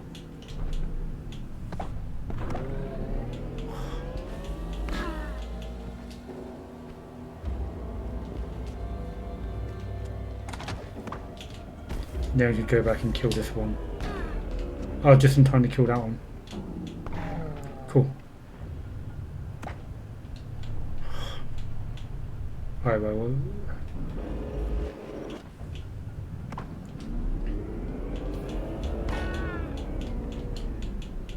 Yeah, okay. This feels good.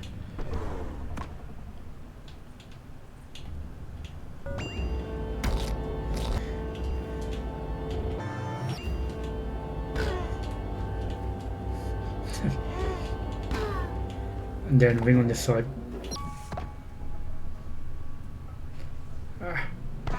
Cool, got it.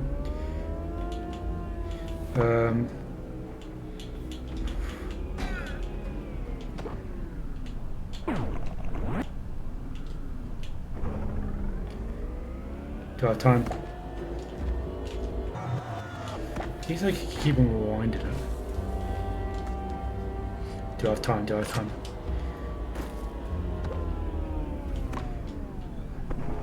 Cool.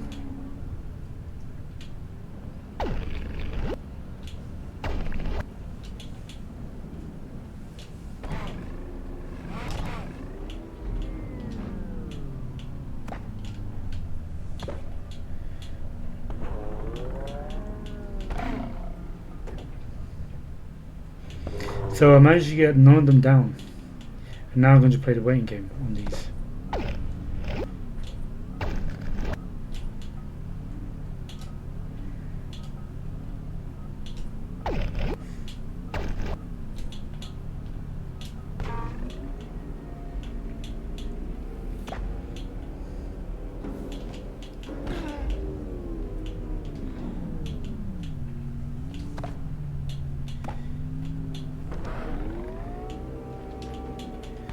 Why are both doors open? I wasn't expecting to actually complete the puzzle, but it looks like I'm on route 2.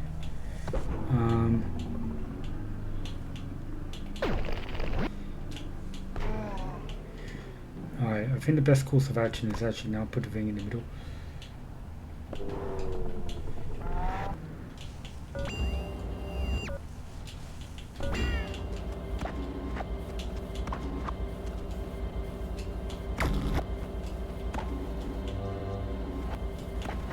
At least I can rewind.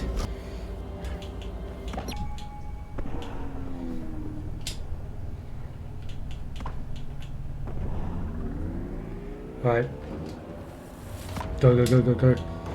Go, go, go, go, go, go, go. Yes.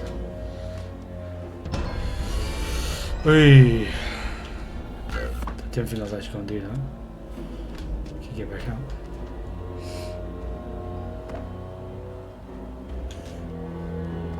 www. What does that mean? Well done. No? I have no idea what that means. I'm presuming it's good. Was that actually a solution? Did I do it the harder way? Was there like an easier way of doing that? Cool. Well, that's that puzzle done. That's all this area done. can rest in peace. That's all the design done. Every one of these rooms are done. I basically did it like this. Okay, cool. Alright, cool. That one looks like it goes here. Okay, actually that goes there. Cool. Yeah. Alright, cool. We've done design. And then next session we'll do visuals. So let's exit to here.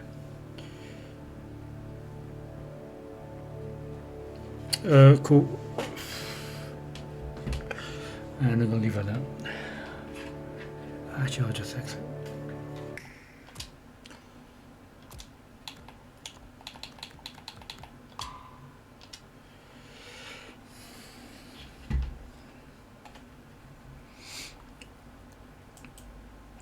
Cool. No, thank you as well, Justice.